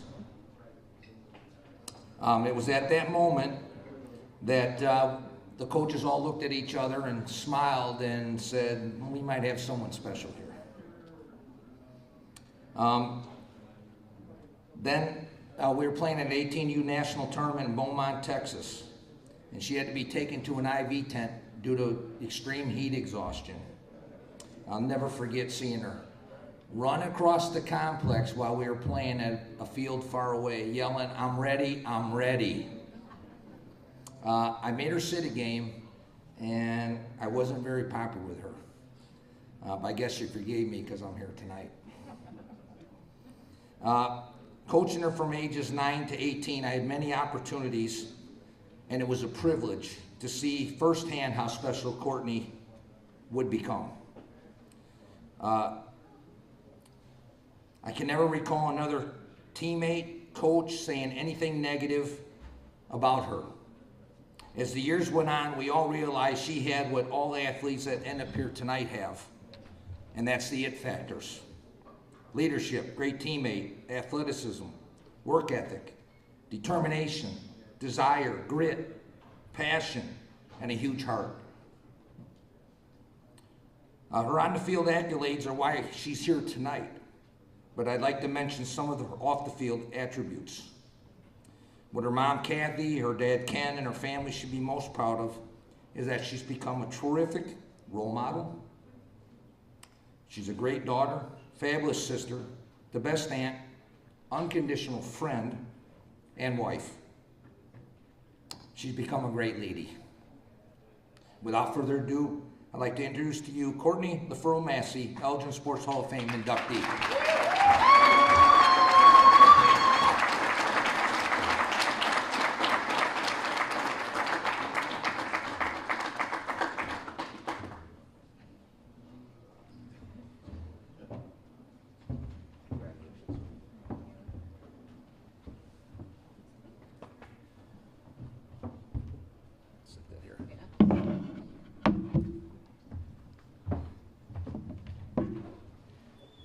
I have a few Matt stories myself, but I don't remember them going quite like that. I remember one tournament, we got sent home early. We didn't make it to Sunday, and Matt said, "All right, ladies, we're practicing tomorrow. Everyone get to the field by 10 a.m. Got to the field. We lost the game because, well, I mean, it wasn't just one play, but ball hit to the outfielder, and the girl tried to pick up the ball with the glove. It's a big no-no. If you try to field the ball, you gotta pick it up with your bare hand. So the next day at practice, we sat there for 2 hours at Jockey Field in East Dundee, and he just tossed buckets of balls, and we ran around and picked them up with our bare hands for 2 straight hours until we were dead tired. We did that for 2 straight hours. We never did not make it to a Sunday after that. First, I just want to thank the board, everyone from the Elgin Sports Hall of Fame. You guys do a fabulous job putting on this banquet every year.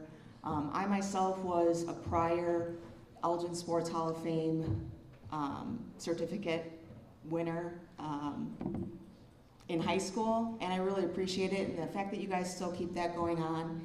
It really does help the student athletes, and I really do think it means something that they're able to come here and witness kind of everyone joining together in the community for a good cause, and being able to see people who have been there, done that, and just kind of see the different generations come together.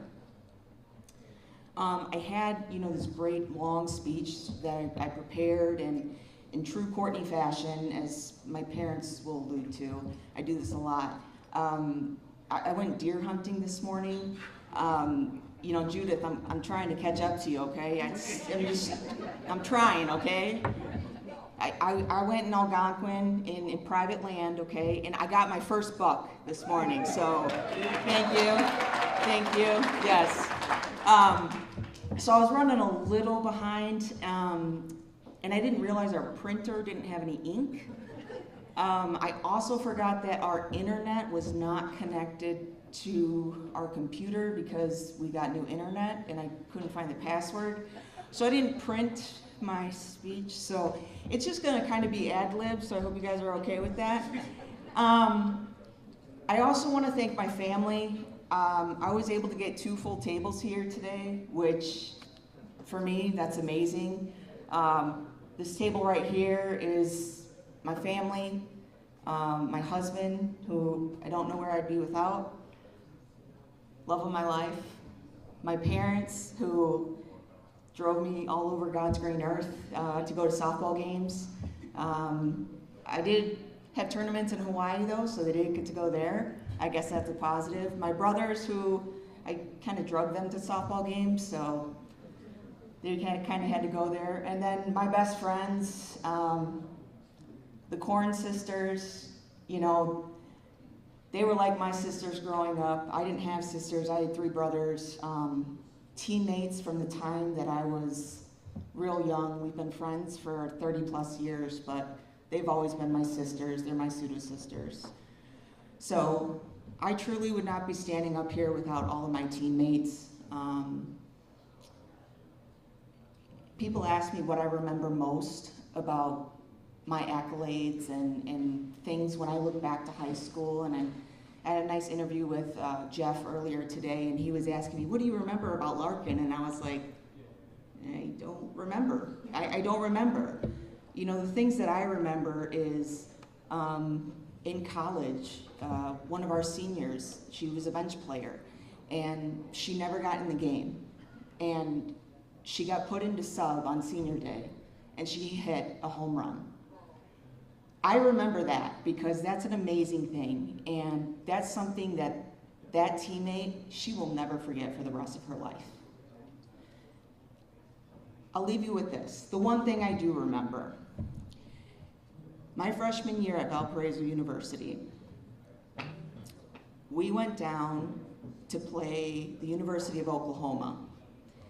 Now, I don't know if you follow softball that much or not, but Oklahoma is ranked every year, and they pretty much win the World Series every year. So we were basically just a warm-up game for them. Our coach tells us all before we get off the bus, all right, guys, you know, this is a big game. They're going to draw a big crowd. You know, let's look sharp and just play our best. Let's try and play air-free. Let's do what we can. Perfect, right? Have a great warm-up. Everything looks good. Crowd is packed. They announced 3,000 plus people. We run out to our positions. We go to take infield practice, right? First baseman's tossing the ball out. We're fielding the ground balls. I'm standing at shortstop getting ready to field the ball. I bend down to field the ball, and I go to throw to first, and I'm stuck.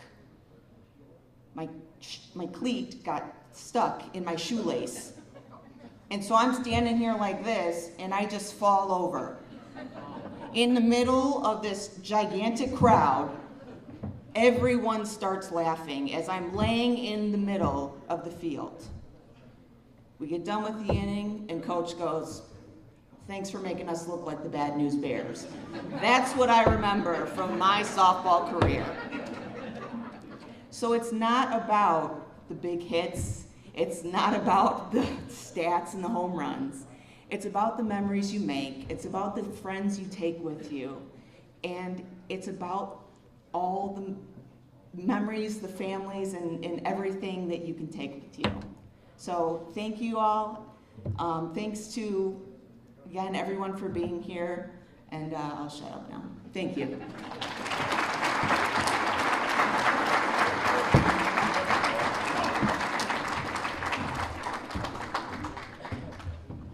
Next presenter from our Board of Directors, Mike Strasser.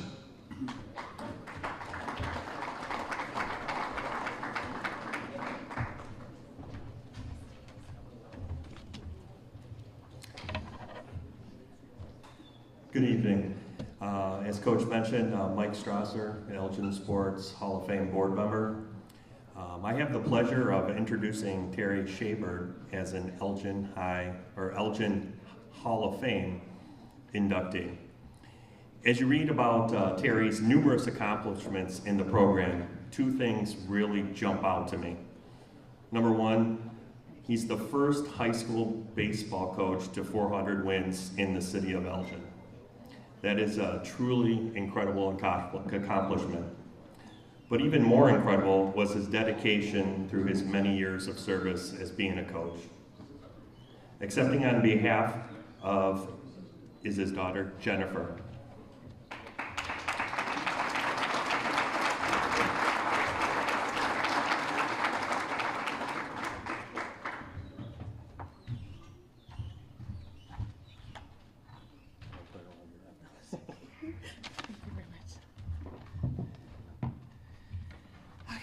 Hello, everybody. Sorry, I have to put on my readers. I'm getting to that age.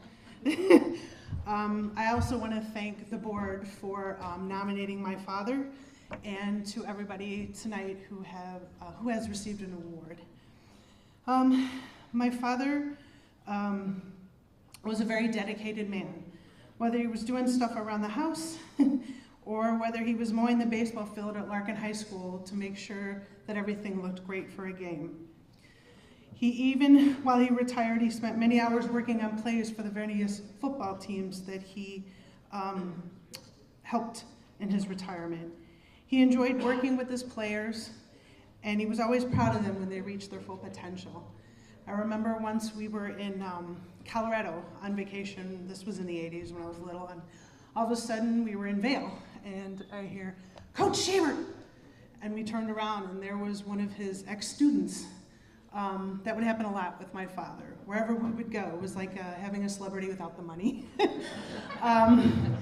He loved teaching, he loved coaching. Let me get my glasses back on.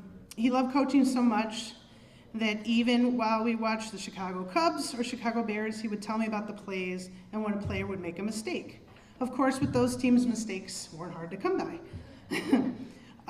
During the baseball season, I would often see him, I'd be at all his games, watching him coaching his players and occasionally yelling at the umpires. His love of baseball eventually traveled down to me after he took me to my first Chicago Cubs game at Wrigley Field. By the way, I was a Sox fan when I was little due to the colors of the Sox team.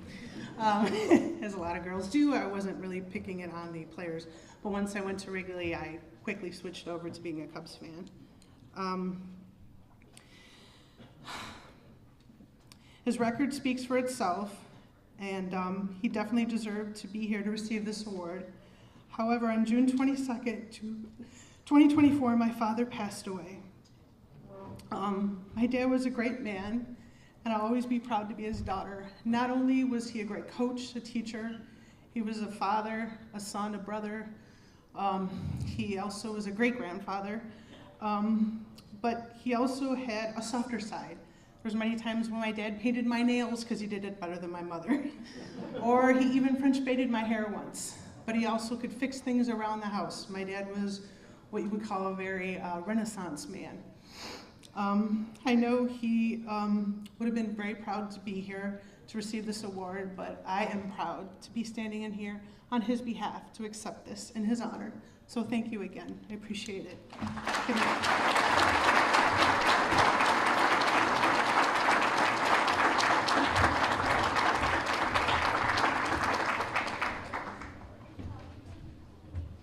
Our next presenter, Ann Vogt.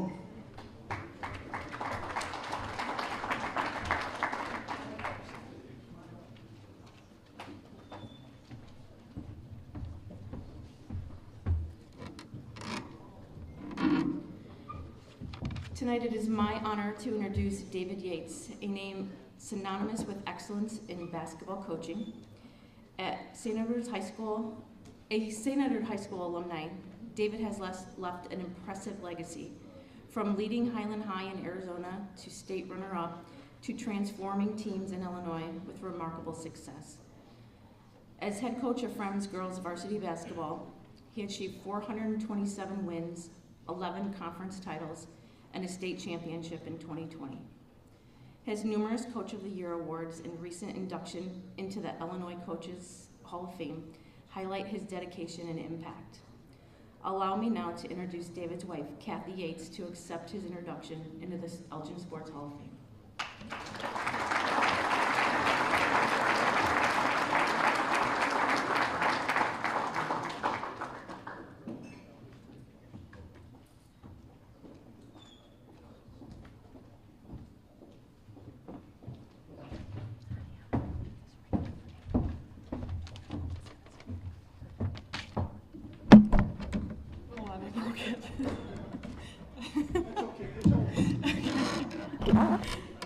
Sorry, I'm a little tall.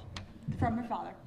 Hi everyone, my name is Hope Yates. Thank you so much for honoring my dad, Dave Yates, tonight with this award. My dad passed away in June of this year after a 14th-month battle against brain cancer, glioblastoma to be exact. He was a proud son of Elgin and would have been thrilled to receive this award. Growing up with Dave as our father, we learned a lot about Elgin. From my dad, Elgin was just not where he was from and where he grew up, but it was a part of who he was. He wove Elgin into our daily lives. When we were growing up, like all children, we had challenging times, times when things didn't go our way, times when we had to decide whether we were going to give up or dig deep. At those moments when there was a particularly hard time, something that knocked us down, we got up, put our nose into the grindstone, and worked harder than ever. Dad would often say to us, "That's the Elgin in you." He loved that phrase, he used it often, and we all knew what it meant. Then, there were other times. I distinctly remember a time when I got in trouble at a young age. I don't remember the details, someone else might, but I was doing something maybe that I wasn't supposed to do. I was sitting there with my arms crossed across my chest with a severe frown, sitting in the timeout chair, clearly unhappy with my consequence. My mom and dad were sitting on the couch. My mom probably contemplating with her parenting books about this pivotal moment of a 3-year-old's life of what's the best thing to do. My dad sitting with a grin on his face, smiling almost, and I hear him turn to my mom and say, well, that's the Elgin in her. For my dad, being from Elgin meant you were a hard worker and set your sights on a goal, and you didn't give up no matter how many times you got knocked down. Lastly, thank you again to the Elgin Sports Hall of Fame for recognizing my dad, Dave, and thanks to our family for being there, and especially his mother for being there throughout his entire life and taking him to numerous practices and showing up to all of his games. We really appreciate you all, and thanks again for being here and giving this award to my dad. Thanks.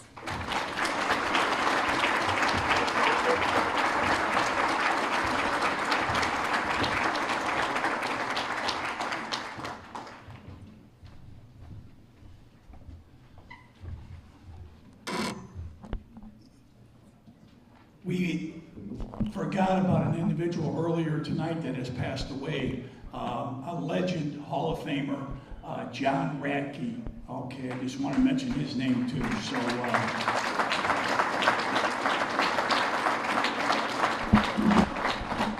you got to listen to me for 5 more minutes, and I promise you this will be over. Okay? But I look around this room and I get goosebumps. I'm not an Elgin person, okay? I came from outside of Elgin. But I've been in Elgin since '85, and it's been the best time of my life. The people are warm, hardworking, friendly, and they always have goals to become successful. And fortunately, in this room tonight, we have a lot of those people that we're honoring, and I can't say enough about that.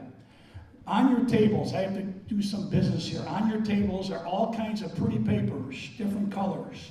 Those are surveys. Before you leave tonight while I'm talking, because you probably don't want to listen to me, but if you could fill that survey out, leave it on the table. One of our board members will pick it up when the night is over with. Okay? After we get through tonight, we have to take a few pictures, so please don't leave if you're in this category. We're going to leave up the backdrop for anybody that needs any other pictures with families or friends or whatever. Please, we'll have the backdrop there for you to take pictures. With tonight, we have 214 inductees in our Hall of Fame. We have reached $827,000 in scholarship. We have given out over 800 Outstanding Achievement Awards throughout our years. I'd like Corey Topple to take a bow in the back there. If you get a chance, take a look at our Touch Pro. Raise your hand back there, Corey, against the wall. He's in charge of our Touch Pro. You've got to see it. It'll tell you about every single individual that's won any awards through this organization. And it just takes a finger pointing, and you'll be able to get on Touch Pro through our website. We've also revolutionized, rejuvenated our website. Rachel Clark, please stand and take a bow. Our website is fantastic, all because of her work.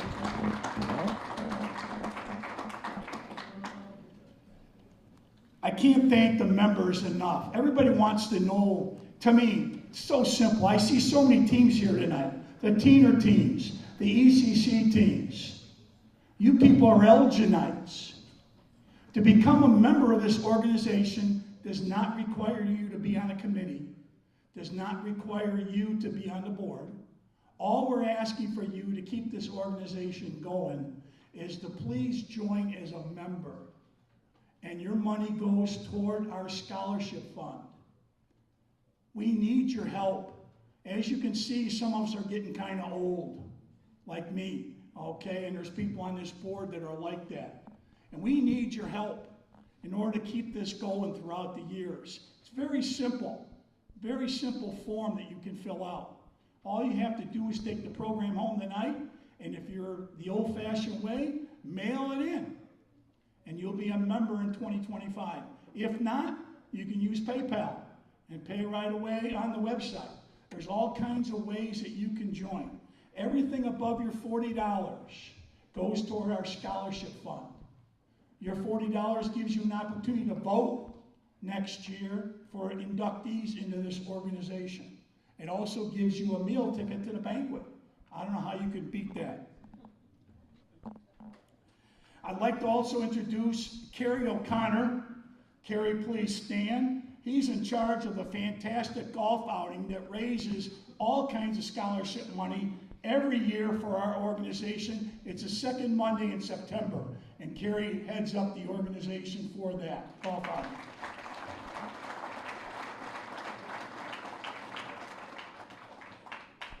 I thank all the board members, and there's a bunch of them here tonight. I'm not going to mention them all, but they're listed in the program. Thank them out. They're doing volunteer work. No one gets paid a nickel on this board or any committees that we have. Thank those people on their way for all they're doing to keep this organization afloat. It's really, really important. Also in the program are all the people that have donated toward our scholarship fund.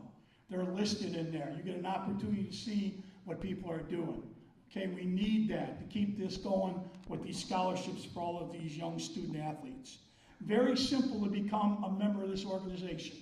I explained already, back of the program. Okay, there's a QR code. We got PayPal. You go on the website, hit a button. It's very, very simple. Membership starts for $2025 after this banquet tonight for next year. So please take a look at that and see what you can do to help out for us. We need your support, okay? We need all the help we can get to keep this thing going. Those knickknacks and all the decorations on the table, those are not souvenirs, okay? We have some people that want to make sure we keep those here so we can use them every year. So I know you might want to take some of them home, especially those megaphones, but leave those here, please, and make sure that they stay at the table. Before we leave tonight, we need 3 different groups to take pictures, okay, up here on the backdrop. We need the Lifetime Achievement recipients. Judith and Corinne, you're going to be first up. We need a picture of you people here. Followed by them, and I'll have the microphone here, will be the Vic Massie people that are here with us tonight, including Mike and all the past recipients that are here with us tonight. And last but not least, all of the inductees, including the 5 new ones, will meet up here to take a picture, okay, with Bruce, our photographer. We'd like to thank Bruce, Jeff Myers, for all their work with the interviews and pictures for this organization. They do a fantastic job. In closing, thank you for your wonderful attendance tonight. Thank you for your support. We need it. Drive home safely, and I'll be calling you up for these pictures, so please, if you're in one of those groups, stick around for 5 or 10 minutes, and I promised everybody we'd get you out of here before 9 o'clock, and we made it. Thank you so much, everybody. Corinne and Judith, you 2 are the first 2.